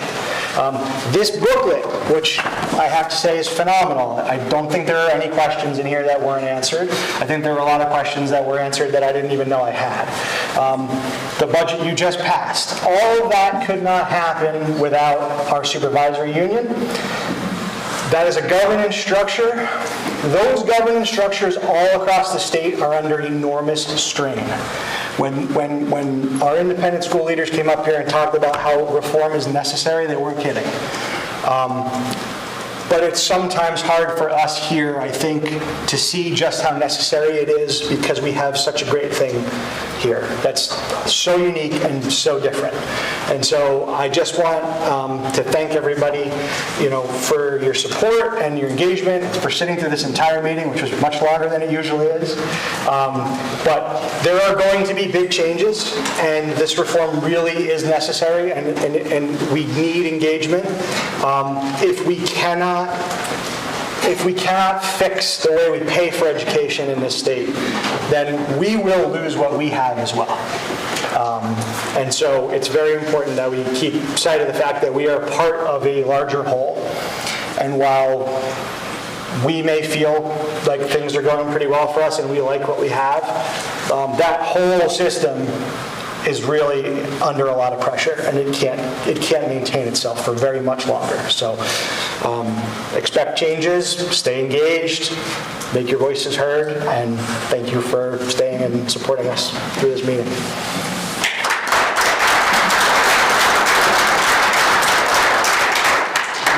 You have a question or comment? I do, I have a comment. Thank you so much for all of the work that you guys do. I know it's a lot you take on. I also want to thank everybody in the room. I know a lot of people have been engaged with this issue for a long time. In fact, I remember when my high school senior was a kindergartner, voices in this room were standing up and speaking out strongly in support of school choice. It is exhausting work. So all of the support that we can give the people on the front line who are doing it is really helpful, even to say thank you. I'd like to say thank you to the BRSU school board who made an amazing reply during the task force work, where really there was a terrible attack on school choice, and spoke out strongly in support of our system of independent schools and public schools working together. I really hope that you continue to do that. I know that that's the will of this community. It's very apparent that we would like you to continue to work in that direction. So please do that. And please work the Senate.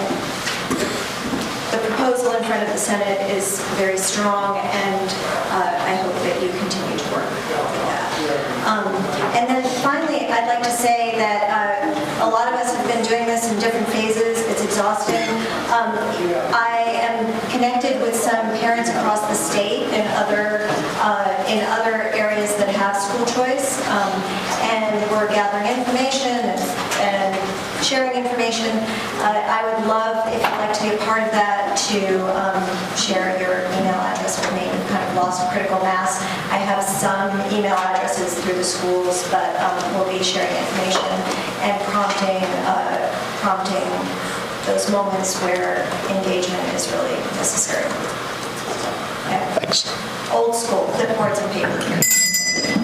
Can I have your name, please? Can you give your name, Emily? Oh, sure, Emily Schriebel. I don't even know what the bell meant there for a minute. You didn't even know we had a bell.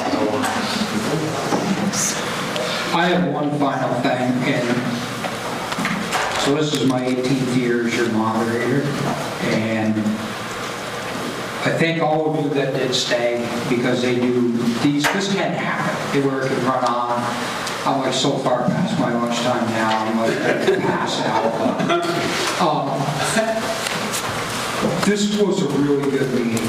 It really was, and I'm very happy. As someone that is involved in this community in a lot of different ways, but it's very heartening to see young people that will come in here and ask questions.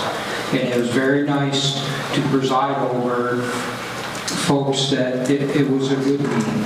I enjoyed it. I want to thank you for your participation. I want to thank you for not letting my blood pressure go absolutely crazy because you don't want to listen, but that's what it is. So with that, if there's, yes, Al.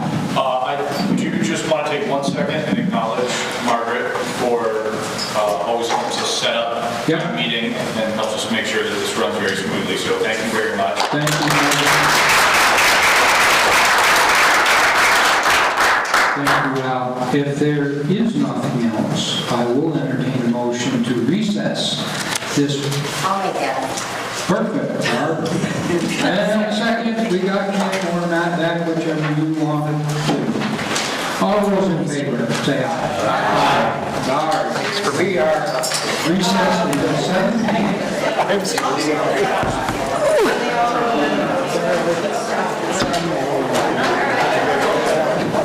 7.